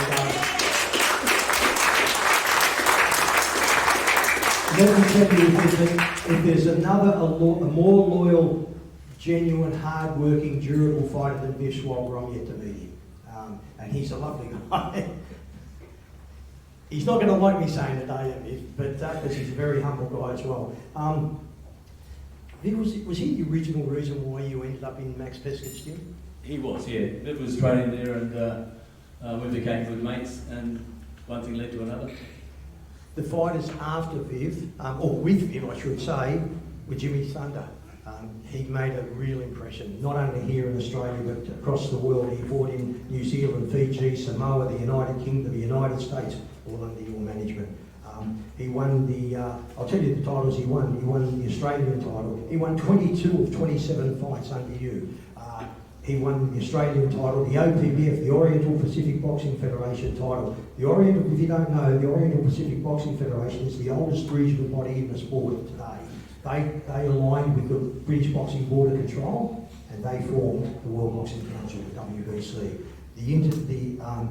Then the other titles, the Commonwealth, the WBC Continental, the WBF and the IBO World Heavyweight titles. The 1993 WBF World title you promoted in New Zealand was the very first professional world title fight in that country. That's a real feather in the cap, mate. I didn't realise that at the time. That's amazing, Because because we put the fight on, I didn't realise it was the first. It wasn't until the commentator said it on the television. it's amazing. You might recall an hour or so ago I mentioned about fighters, promoters, matchmakers and people involved in the sport. Don't get in the sport to say, well, one day I'm going to be inducted into the Hall of Fame. It's never even a consideration. The Hall of Fame wasn't even in business then. So what you did for all the right reasons. The next best fighter, well, certainly not maybe the next best fighter, but one of your best fighters, one of the great fighters in this country. I worked on his very first fight that he came over here when he fought James Greiner at Southport RSL, a guy that you promoted for a long time. His name was Carly Meehan. Meehan's Meehan. Now, Carly won 20 of his first 22 fights under your guidance, right? He won 19 straight. Immediately. At heavyweight, Carly won numerous titles, including the Australian, the OPBF, the IBF Pan-Pacific, the WBC Asia Pacific, the Commonwealth title, and he fought for the Queensland, New South Wales, Victoria, Auckland, Fukuoka in Japan. He beat a very good fighter over there. As you know, Japan have only ever had one big heavyweight fighter, and Carly went over there and beat him. He also fought in London in the United States, all being promoted under you. And he was a very good friend, and is a still good friend to this day. Absolutely is, 100%. Ted Kofi, another young guy, had 7 out of 9 fights under your management. He won the Australian Cruiserweight title. He defended that twice. Then he went and won the IBO, the International Boxing Organisation, which is a relatively new title. And it's one of the sort of alphabet soups we've got. Once upon a time, there was only 1 or 2 titles, now there's 17. Right, so that's maybe has that weakened the system? We all think so, but the IBO is now a reasonably recognisable title, and so he won that. And of course, I can't forget Julian Holland, the fighting farrier. I think everybody here will probably know him. He lived on the Gold Coast. He had his first 21 of 22 fights of yours that you managed, and he did the whole one. Other prominent fighters that you promoted were, that are here today. Isn't it amazing? It's just ironic that Colin Wilson is going to be inducted into the Hall of Fame today. The great man I refereed to many times, Colin is over there. And Mark Hooper and Trevor numerous times. His brother Blair is also here with us. Amazing to see Blair and his father as well. And of course, then we had Paul and Nathan Briggs, John Wayne Parr. I refereed John Wayne Parr on the very first professional fight of your show. Gary Wills, I thought expected Steve Deller. Is Gary Wills not here today? No, Gary's not here. Steve's trained Gary Wills for a decade. Ian McLeod's not here, I know. Stephen Scriggins, I refereed him when he beat, when Julian Holland beat him for the Australian title on your show at the Southport RSL. Adam Watt, the great Zachariah Bay from Fiji. Glenn Kelly, Craig Peterson, Bob Mirovic, Selwyn Curry is here. Sel, where are you? Ronnie Doo, you're over there, Ronnie. You're not hiding. Sel's over there, Ronnie's over there, so don't hide. Darren Ovar, he's not here, couldn't be here. Holly Fernley, world champion out of Melbourne. Sharon Anios, I refereed her when she won both her world titles. And of course, the beast, John McGarvey, the former world champion. He came over under your guidance, fought for you, and he beat everybody while he was here. And what an amazing effort. In 1995, you were licensed by the ANBF Queensland, and then in 1997, you were awarded the ANBF Promoter of the Year. But not only the Promoter of the Year, you were also awarded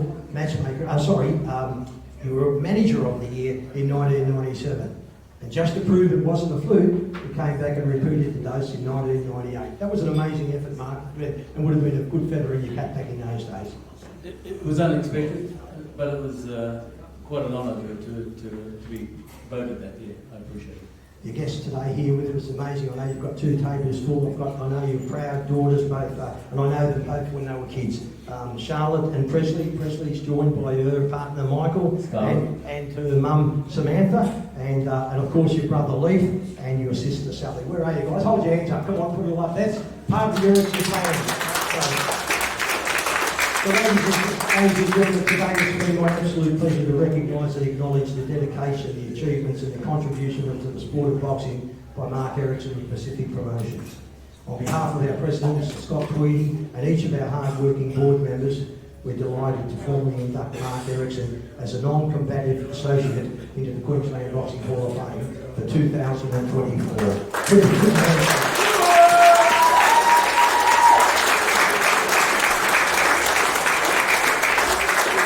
I know this thing, either or not, is irrelevant because Mark's not that sort of guy. He just wants to get the job over and done with, and I know that you'll cherish that, mate, and it's all. Say a quick couple of words before we go. Is there anything you'd like to say?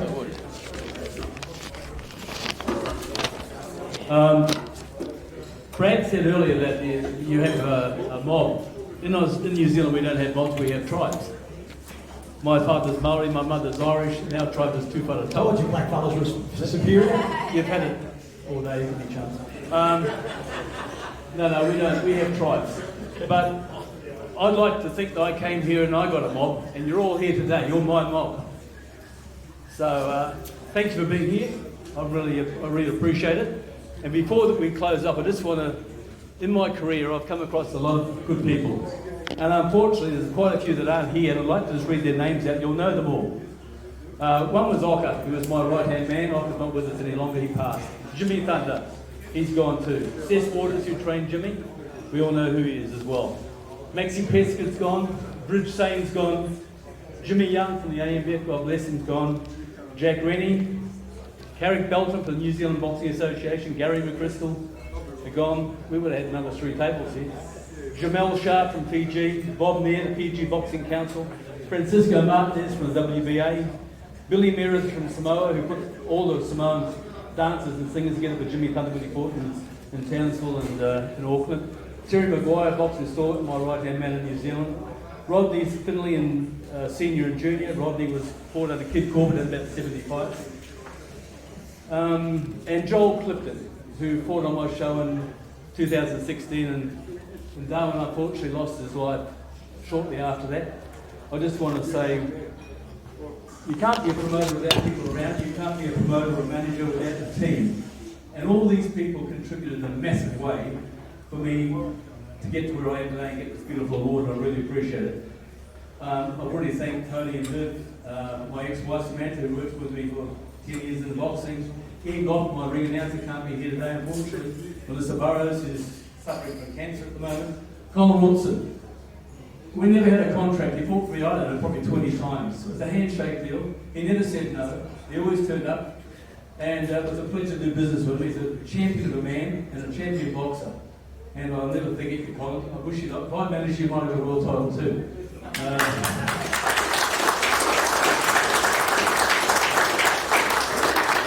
Wally Thornbury, been a solid mate of mine for 35 years. I believe he started promoting about a week after me. He's going to try and get that change in the box ring, but that's not going to happen. I'm keeping a close watch on that.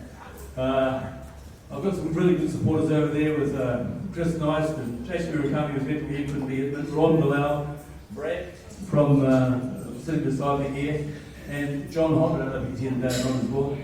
My two beautiful daughters, my brother and sister, and everybody else here. Thank you very much for coming. It's a massive privilege and pleasure. We're lucky to do it again. Ladies and gentlemen, the 2024 award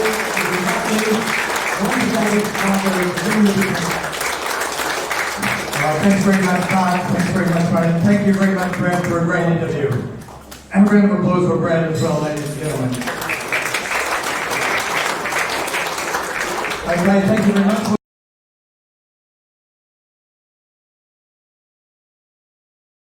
We'll have Paul, my brother Paul Moore, give him a round of applause, ladies and gentlemen. And we'll get Colin Wilson up here too. Colin, you would come up here for that. Keep that clapping going while Colin's walking up here.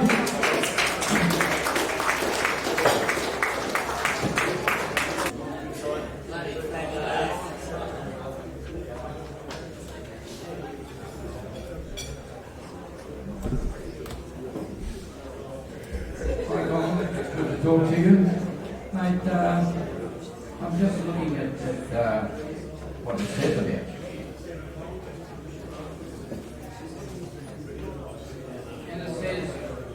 It says you've had an incredible career span, an incredible 27 years. So, well done. I did a lot of drinking, that's for sure. I did a lot of trying or sure. But they have a lot of fun. And it says that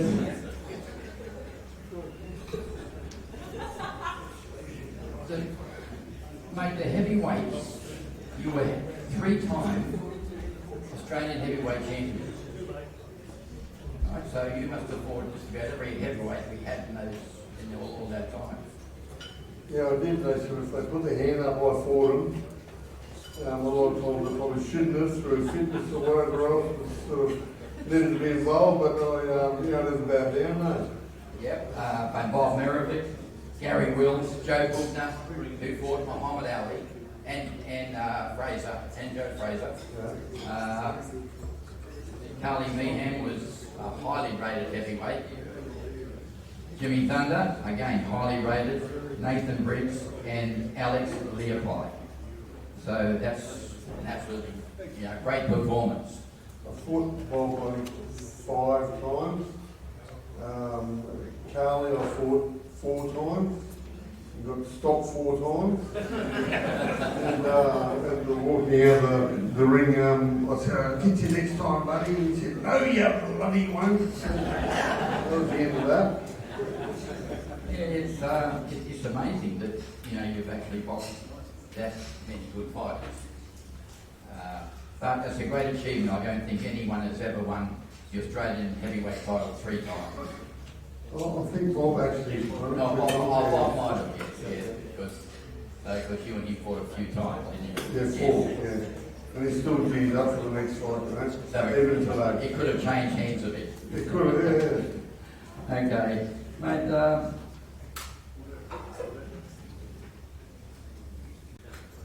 And so, when you finished boxing, you decided that you wanted to go, you wanted some more fun in it, something exciting. So, you went to Fred Brophy, is that true? Well, I sort of followed my brother's footsteps for the last 30 years. He sort of fought for free. And then every so often, they tend to be in town. I thought, I'll go and put my hand up. And yeah. He said, no, you got to fight for us. And I said, okay, let's do it. So I sort of found a little path, had a bit of fun, met great people, and lost me here today. And then look back. Always a few beers involved, stories, and it was real good. And so your last fight actually was for Fred. I think I fought 2 months ago for Fred actually. But okay. I wouldn't say the last. That was the end of your career. Well, not the Fred Brophy career. My last fight was 3 or 4 years ago, I believe, in New Zealand. And it was a Wednesday night, and I was cooking tea for the wife, and having a few beers, little ports, and lifting some weights, and just doing the usual run about the mill stuff I did. And I got a call from a promoter, and they said, "You want to fight Keith Luteel in New Zealand?" And I thought, "Oh, how much?" And I said, "Oh, X amount." I said, "Yeah, right over. I've got to bring my wife and my father over and this and stuff." And he said, "Oh, come on, big fella." I said, "Well, no worry about it." Right, I'll bring him over. So we went over to New Zealand and sort of, I was under-prepared, of course. And I got hit that many times in the first round, I thought I was surrounded. And the ref, well, he wasn't hurting me by any means, and that's how you usually fight, like wear him down a bit, and then warm up about 5 or 6 rounds. And the ref said, no, he's gone. I give him a little wink, thanks mate, and off I went back to the change room and got my money and went back to the bar. You have, it's like 70 fights, that's a lot. That's a lot of fights. I can remember I had my first fight in a boxing camp when I was 15 years old. Yeah. You had your last fight, or you still haven't had it. in a boxing camp. That's right. All right. Is there anyone? So it's you've had a wonderful career without a shadow of a doubt. And I'll just leave it up to you to thank who you'd like to. Well, first I want to thank everyone for turning up. It's great to be in front of good people, and I wanted to receive a reward. There's a lot of combatants here, stablemates, referees, Brad Carley, so ref a lot of my fights, promoters, Mark Ericksen. It's just great to be in good company, and I wanted to thank you. Okay.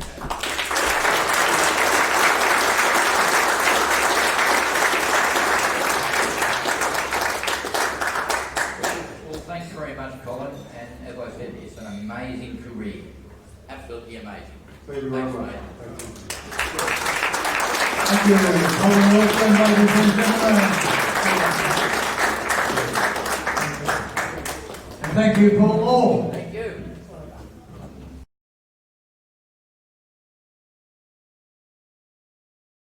So, Brent McCarley, could you come up, please, again? And big round of applause for Brad, please, ladies and gentlemen. And Greg Hooper, could you come up, please? Give him a big round of applause, Greg.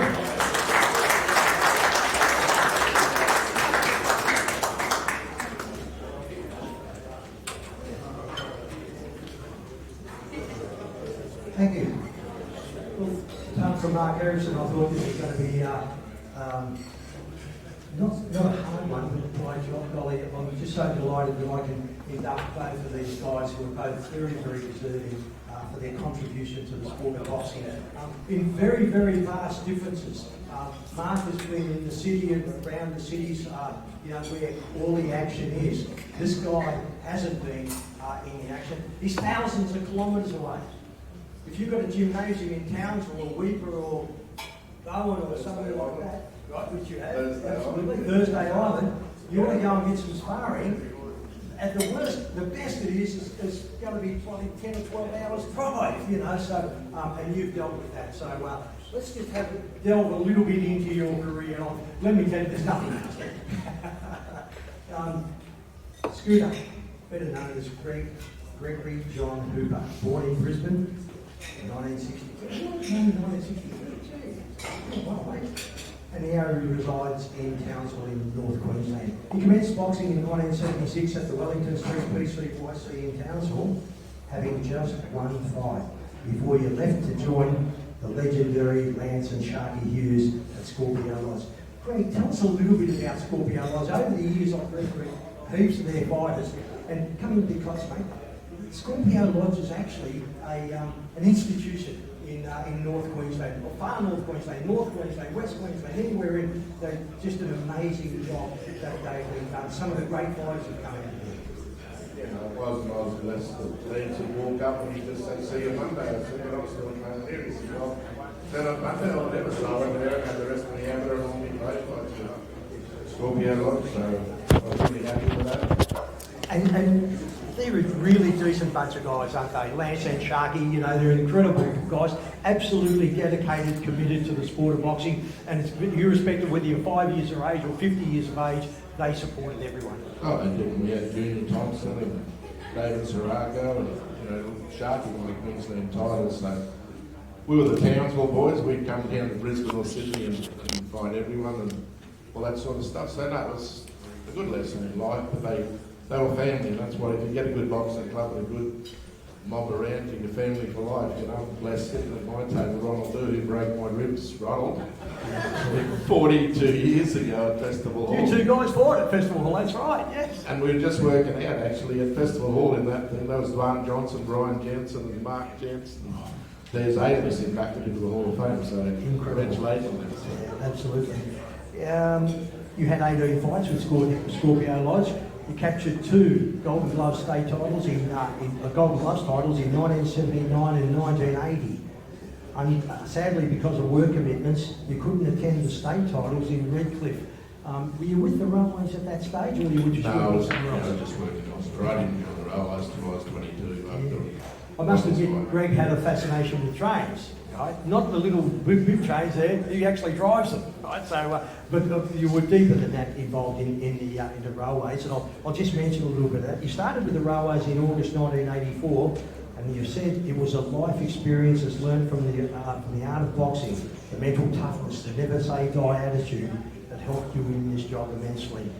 And I can imagine you became the union delegate representing train drivers in 1992, improving their work and pay conditions, fighting for things like even just to have a day off, etc., here and there. For your work and diligence, you were awarded life membership of the Australian Federated Unions of Local Employees. That was a pretty big effort there, Greg. I was proud of that. So. Yeah, it's amazing, especially way up there too. You know, so traditionally, if you're not in Brisbane, Sydney, or Melbourne, you know, you're not known. So up there to be recognised, that was quite amazing. There was also a really unpopular decision, a government decision at the time, to sell the freight side of the rail in the year 2010. You then decided to quit and become a service delivery improvement manager, and you did that until you retired in 2018. What was the service delivery improvement Just look, every train service, you just go right through them and see what, you know, how you can improve it, things like that. But yeah, I retired 3 times. I was retired until 2 weeks ago. I was just going to say, in 2018 you picked up the telephone and you were talked back into the railways again, but not as a delivery of it. You were a train driver assessment. So you assessed all the train drivers and taught all the train drivers how to give way to the right and how to stop and, you know, keep distance between trains and all that. So that would have been a very interesting and also a challenging job. Yeah, no, it was Pacific National and the sugar contract, so I went back and set it up for them. Another part of your life that's possibly life-changing is your youngest son, Hayden, wanted to learn boxing from his dad. Okay, and we've all done that. Now, your wife is a proud First Nations lady, and she had a huge amount of connections in North Queensland. You opened up a gym in Townsville and it became so popular and it grew so rapidly that before you knew it, you were training hundreds of young children up there. Many Indigenous kids and many kids off the street, including a large number of Indigenous kids. And you put them all in the right direction, Greg. Tell me a little bit about how you got involved into sort of say, well, okay, little Bradley, you know, you're a good little fighter, but you little bugger, get off the street and stop pinching cars and stop breaking into people's houses. Oh, it was just having the people like Uncle Ray Dennis who got inducted in 2007. Uncle Ray, yeah, absolutely. So just a lot of good people around, like in Ingham and that, we just help the clubs, you know what I mean? And everyone just wants that pat on the back as well as a kick up the arse. They need both. But, you know, it's a matter of doing it properly, and I think that's what boxing when it's done properly teaches everyone. So I had good teachers in Leamington, Uncle Ray, so Uncle Ray, I was there when he was inducted, and what a beautiful human being. There's a better human being about I ever met him. You know, he did so much on Palm Island for all the Aboriginal fighters over there, and everything came out of his own pocket. Not 1 cent did he get from anybody. Uncle Ray paid everything. It was amazing. An absolutely incredible story.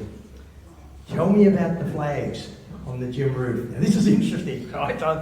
So in 2015, there were 17 different flags on the roof of the gym. Simply because one day you walked into the gym and asked, I want all you young fighters, this is good, to go home and find out what heritage your parents were. Expand a little bit on that for us, Greg. Oh, just unfortunately split families, and a lot of people didn't know their heritage. So yeah, it was just a simple question. Yep. Just simply go home and, you know, do some digging. Ask some of those questions that, you know, you've never asked before. It was positive, you know, they all grew from that, so yeah. And with that, if I came in and said, oh yeah, my father's Greek, there was a Greek flag on the roof. Well, I tell you what, I'm going to stump you, because if you can ask me what my nationality was, I'm a Wagga-Origini. You're going to be searching the world for a Wagga-Origini flag, there ain't none. Well, I've also, actually, there was one lady who was training with me, and she's from Tukla Islands, and they didn't have a flag either, so. We should have created one, eh? Yeah, we should have made one. Okay. You trained, the name of your gym was Art of Strength Boxing Club. You trained lots of males and females, and quite a few professional fighters. And you've hosted more than 25 tournaments in the last 11 years with current world champion Liam Parrow. What an amazing effort he was when he pinched the Australia. He didn't pinch it, he absolutely smashed for the world title. And current national champion Jalen Tate, both applying their trade in events, your events in Queensland. Must be very rewarding. Well, Jalen and I always argue. He reckons he had 22 amateur fights on my shows. I don't think so, but I'll take it. No, look, they were good kids, and you know, we were lucky we had the contacts around down here and everywhere, and we'd bring people up to, you know, just keep them growing, because everyone who's here knows what it's like with boxing. If you can't keep developing, then you stagnate and go the other way. So it was just a matter of, I was lucky I had a bit of money and bring people up and things like that. And, yeah. A good mutual friend of yours and mine gave me some information to just talk. Some of this I'm just not really sort of sure about. Some of your qualities, right? The qualities were fair in dealings. Yeah, I agree with that. I've known your whole family for 20 odd years, especially Fozzie, and of course, sadly Fozzie, may he rest in peace, but also Gonzo, and what a lovely family. When we talk boxing in North Queensland, you don't go past the Hooper family. So you're fair in your dealings. You're an excellent communicator. You're excellent people skills. How much did you pay him? You're passionate about the health and safety of fighters, passionate about fighters themselves, the discipline, the self-esteem, respect, pathways to the athlete, pathways for the athletes and officials, and you mentored so many of them along the way, using boxing as a means of getting lads off the streets and out of mischief. This one, tough negotiator. I call that bullshit. Yeah, I'm sorry for the language, guys, but tough negotiator, mate. Because down here, you're a soft touch when support is needed. And I reckon that's more you. But you can do both, I think. I go as far as trying to get that. That's who you're arguing with. some of your awards were some, but you were a great advocate for Indigenous youth involvement and for female involvement in our sport. And I've always maintained that there's no bigger supporter of female boxing than I have. And I think I met in a match with you because there was quite a few number of Indigenous and also young fighters up from your neck of the woods that were mentored by you that came through with a lot of success as well. And it's not just in the boxing, you know, some have had 5 or 6 fights, but now they're doctors and other things, so, you know. We're bloody in the wrong business, aren't we? Yeah. Now, well, McLeod should be here, but he's flying around the world. Oh, it's amazing. We spoke about that earlier. Greg, just some of your achievements, again from a good close friend. 2020, at Townsville's Australia Day Awards ceremony, you received the Townsville Senior Sportsperson of the Year Award from the Mayor, Jenny Hill. How did that come about? That must be very rewarding. Yeah, I don't know. Come on. Well, I don't know who nominated me. I tried bribery and threats, and then no one would tell me who did it. But look, it was good to get it. And as I said, I suppose if you do things, I like to be the quiet achiever in the background, but you don't always get away with it. That's almost impossible up there, mate. But, okay, in 2021, you were granted life membership of the Sun State Amateur Boxing League Incorporation. What a great organisation. I've worked for you with them, and they do an amazing job. That would have been an absolute feather in the cap. Yeah, it was. Big privilege. 2023, you were selected as the community champion of Queensland State Electorate as the community champion for the Queensland State Electorate of Mundibburra after boxing identified to have taken action and made a real difference in the life of many other youngsters in the world. So that was a real achievement to be awarded that nomination. Yeah, that's right. In Mundibburra, that's the electoral suburb. So. If I just for a moment, I want to take you in 2014, after a mountain of work and commitment, you became the president of some state amateur boxing league. You had just one goal, and that was to increase activity and helping the sport of boxing grow in the rural and some of the most isolated regions across North, South, East and West Queensland, right? I'll just explain just the difference in that. The league's operating areas were north, Thursday Island and Weipa, right down to south, right down to Rockhampton, and they have an outpost at Maryborough. From the east, we go from Townsville right across to Mount Ida. What an amazing effort. The Sun State Amateur Boxing League operates these darn glasses, in an area of North Queensland and far North Queensland that is larger than the state of Victoria. So for you to just jump in your car and go and visit somebody in a little while, it's a 10 or 12 hour trip.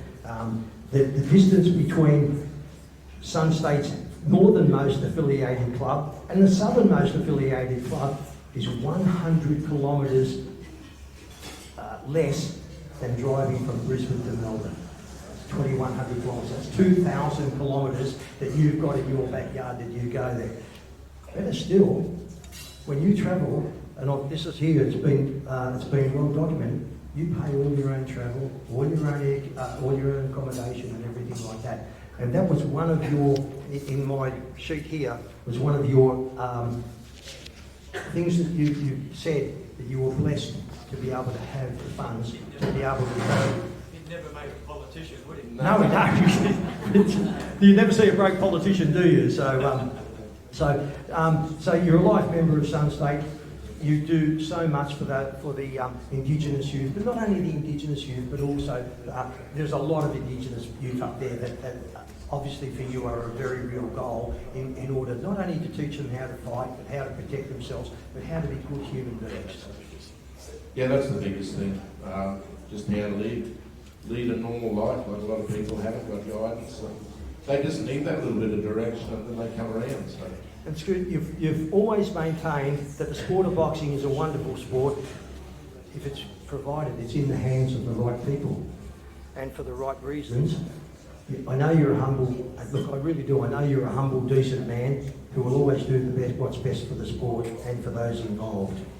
I know you're honoured to be recognised for your contribution to the sport by working hard and actively helping it not just to grow but to survive in far north Queensland.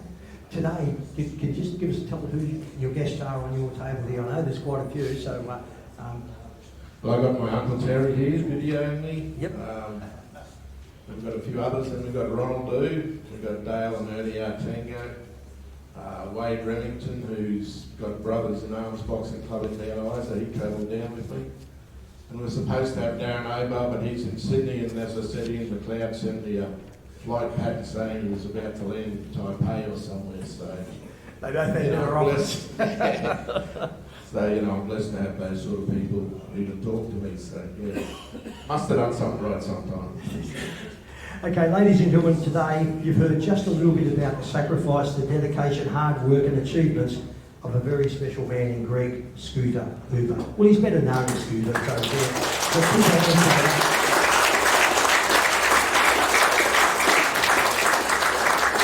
as a group, we acknowledge and recognise his amazing contribution to the amateur code of boxing in North and Far North Queensland. On behalf of our President Scott Tweedy and all our hard-working board members, we're delighted and so very, very pleased to formally induct you into the Queensland Boxing Hall of Fame as a non-combatant associate in the year of 2024. Greg, congratulations.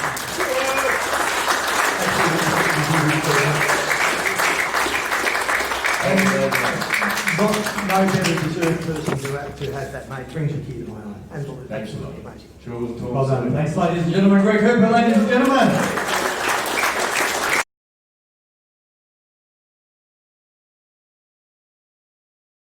Now, before I do a very, very important job that I have to do today, and I know that you'll all support me when I carry this little thing out, but before I do that, I'd like to just make a little special presentation to our very, very special girl. And I know she's here. She's going to stand up and you're going to wonder why she is in the Miss World contest. Will you please put your hands together for Jane Thompson? Now, Jane is our editor. She does all our paperwork, and she printed this wonderful little booklet here today. And she's a great supporter. She's also Murray and Barbara Stafford's daughter, and Harry's mother. Anyway, come on, Jane. Come on up here, little mate. I got a little special thing to you.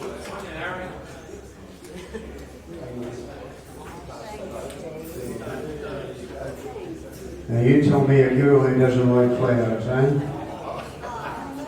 Notice there's a small Mercedes-Benz on there for you, darling. Thank you, Jane. Thank you very much for all the work you do for us.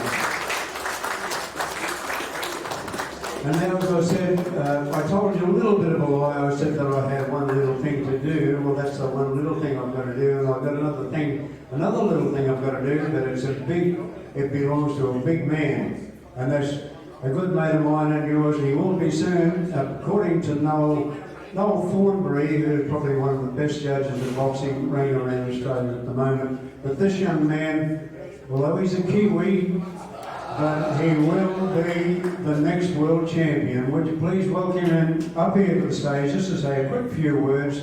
This is probably your last chance before he gets the title to say a few words. So come on, David. David Naiki.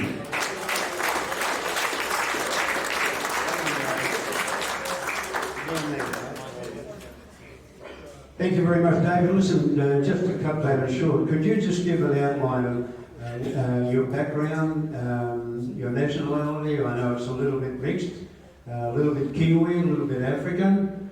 Yeah. I remember you told me once that a few months ago. And could you just outline what your plans are? I know your fight record. So far he's had 10 professional fights. He's won 9 of them by knockout, and he won the other one on points. So he's been undefeated in 10 of his first professional fights. Yeah, thank you guys for having me. It's a privilege and an honour to pay homage to some of the greats in the sport, and I've learned a lot in the last few hours. Really cool to hear stories from the likes of Billy Johnstone. I love the story about being dropped off on the outside of town to jog home. I think that's golden. Mark, incredible stories, and a fellow Kiwi of mine, so really, really cool to hear your stories. And of course, you know, I've been boxing for 15 years now, and I've found a special place called Gatton, a little country town about an hour inland from here, and the last 3 years it's become my home, and the reason it's become my home is because of a very, very special family, and I feel very, very honoured to be a part of the Thornbury mob now. I feel very blessed and privileged to be under the guidance of Noel Thornbury, and of course over the last 3 years I feel like I've learned more about the sport than I have in the last 15 years. So truly blessed to be in such good company and to be honouring the Iceman today. It's a really, really exciting time to be here in Queensland. So yeah, I'd like to make a special mention to the Thornbury boys, who you know, I don't expect to be up on this board anytime soon or in this life as it is, but I promise I'll be back to pay homage to you guys as well once you make it onto the board up here. So thank you guys for having me, and yeah, it's just a blessing to be able to share this with you guys, and I'm sure you guys will be seeing a lot more of me in the very near future. You know, I'm under the best care and guidance with the Thornburys. So Ricky Thornbury, huge mention to you, man. This is I feel like you guys have done amazing things for the sport, and you know the raps that people have for your family. This is a special time to be here in Australia, and as much as I'm a proud Kiwi, I feel very blessed to be a part of your family, and yeah, onwards and upwards from here. Thank you guys. Good on you, good on you, mate. And we in turn wish you all the very, very best, mate, in your boxing future and in your life too, mate. And I hope you have a great deal of success.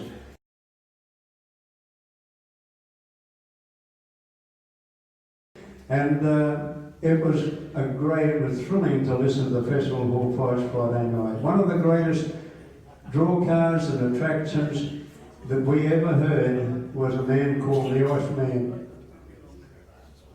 Now, the Iceman was a fellow that we had never met. We never knew him. We had never met him, but he was a fantastic draw card and a wonderful fighter. And we used to gather around, particularly when the Iceman was fighting. We never knew how he got the nickname Iceman. We did hear that he worked in the iceworks in Brisbane, so we naturally assumed that was how. But then again, there was the other way of looking at it. He nearly iced all his opponents. Now, it is my pleasure, and I know the family very well. I live out there in that area, and I know the family very, very well. Two of the family, Ricky and Noel, are already on our list of our Hall of Fame inductees, and it's going to be a great pleasure to introduce you to the Iceman himself, Mr. Trevor Thornbury.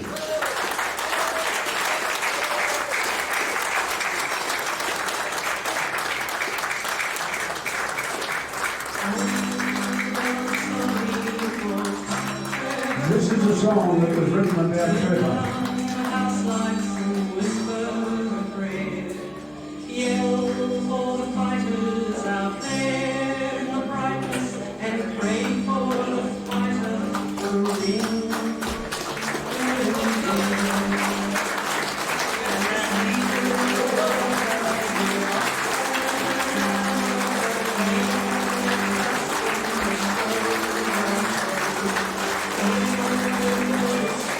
Came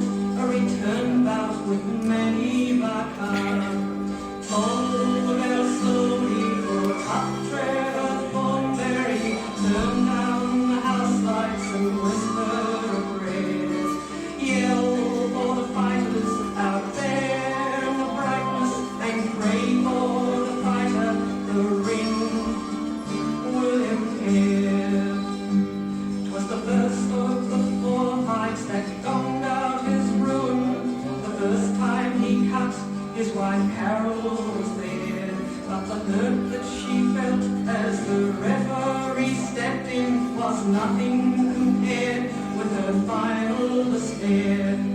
Told the bell slowly for tough Trevor Thornbury, turned down the house lights and whispered a prayer. Yell for the fighters out there in the brightness, and pray for the fighter, the ring will hear. You can fix a cut eyebrow, the tissue grows tougher than the skin that first tears from a rip-away blow. But you can't fix the tissue that doesn't remember the fight, or the kids, or the reason it's so. Toll the bell slowly for tough Trevor Thornbury, turn down the house lights and whisper a prayer. Yell for the fighters out there in the brightness, and pray for the fighter, the ring will impair. If we had a commission, it might have been different, or even a decent industrial code.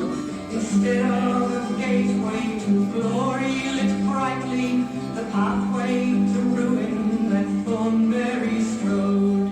Toll the bell slowly for tough Trevor Thornbury, turn down the house lights and whisper a prayer. Yell for the fighters out there in the brightness, and pray for the fighter, the ring will impair. I've lived for a long time, and I can remember the write-offs that go back from Spander to Kent. And I know in my heart from the ruin of Thornbury, they were the lucky, the way that they went.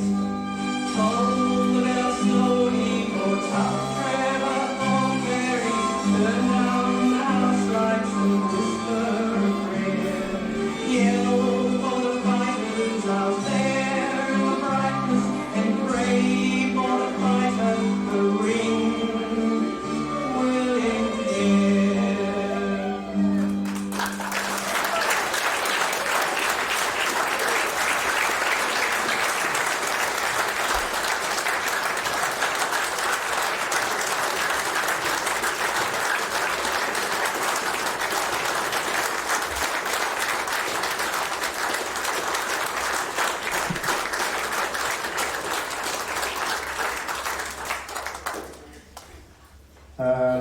How touching is that, eh?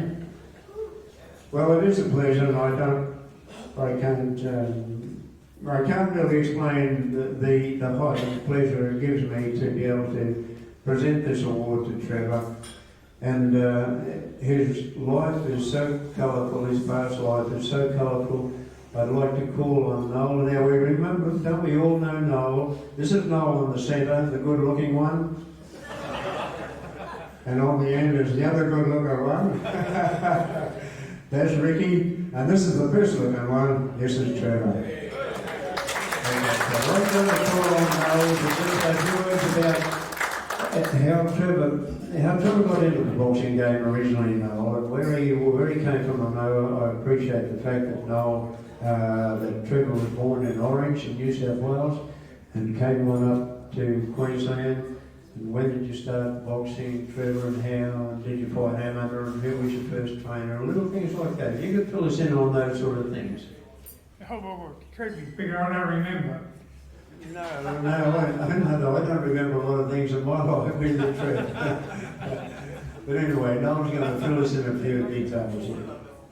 Well, Mum was travelling through Orange. Mum's family are all travellers, and anyway, so Mum had met up with Dad down in Orange, and the way they met was a bit of a funny story. Dad was one of the young knockabout blokes around Orange, and back in them days, there was, boxing was a very, very big thing, and they used to have the dances, and Mum and her family were all attending the dance, and Dad was there with his cousins and brothers and so forth, and everybody in them days, when they decided that they were going to have bit of a punch up, they'd go out afterwards and put the cars in a big circle with the headlights on the cars, and they'd fight markers at Queen Street. There's none of the crap. They weren't kicking people on the ground or anything like that.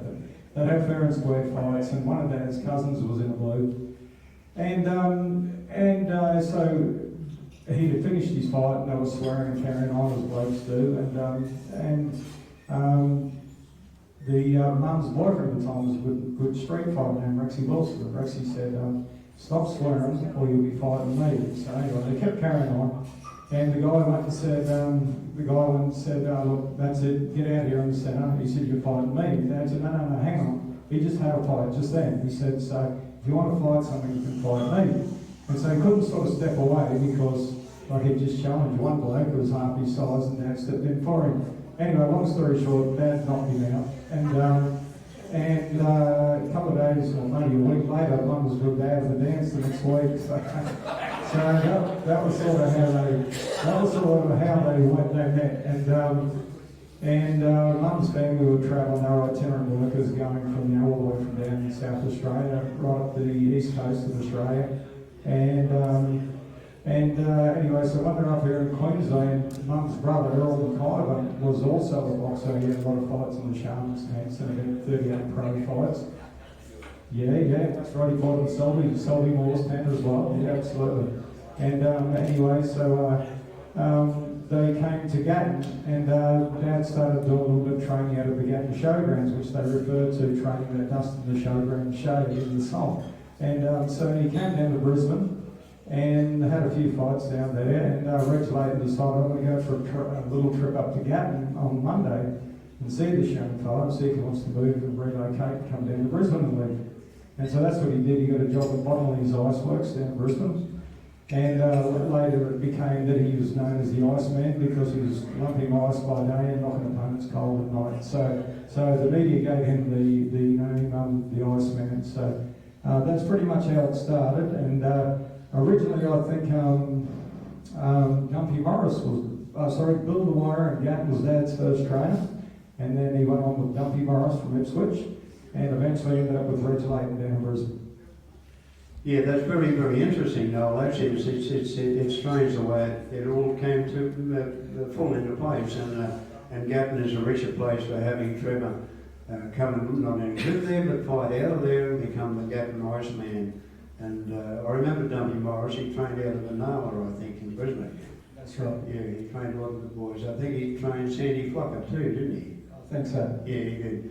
And no, that's terrific. Ricky, have you got anything? Have you got any little stories about Trevor's background, mate? Not really. He's been a good father. We've grown up reading a lot about him, and there's just been stories told from our uncle, how hard a punch he was, and what happened to him was a real tragedy. But we still love him. Of course. And that only comes naturally, but Trevor's ability for his punching power, what do you think it came from the timing of his punches or his physical strength? Or? Just his physical strength. When he was a young man, he had work from 12 years of age, just learning big words and developed very strong arms. He's a hard puncher, a strong person, still is very strong today. And his hand, he was squash your hands if he shakes your hand. Very strong. I just shook his hand then. I still got to get the ice off it. It was great. And now there's very little more. There's probably a tons more that we can talk about Trevor Thornbury. You've given a lot of people a lot of pleasure, Trevor, in your life, mate, and you've given a lot of people that I know personally, and even the ones I don't know personally yet. You've given us all a great, enormous amount of joy, and when you were boxing in the ring, and you're such a thorough gentleman. It's a real pleasure to not only meet you, but also to present you, mate, with the award for the inductee in the Queensland Boxing Hall of Fame, Trevor.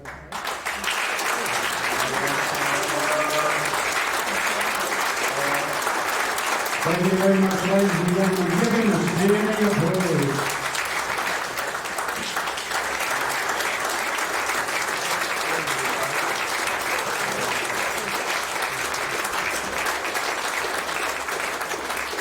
thank you very, very much, Trevor and Noel and Ricky. And thank you to all the Thornbury family. And I believe there's a young Thornbury coming up too pretty soon, this pretty hot property, young Reuben. Oh yeah, look, Reuben and Cass. And Tyler's probably going to assume my role. I think he's going to be the trainer of the next generation. But Reuben and Cass, they're both red hot into it. They're wanting to give it a red hot go. I'm sure they're going to go pretty well too. Really.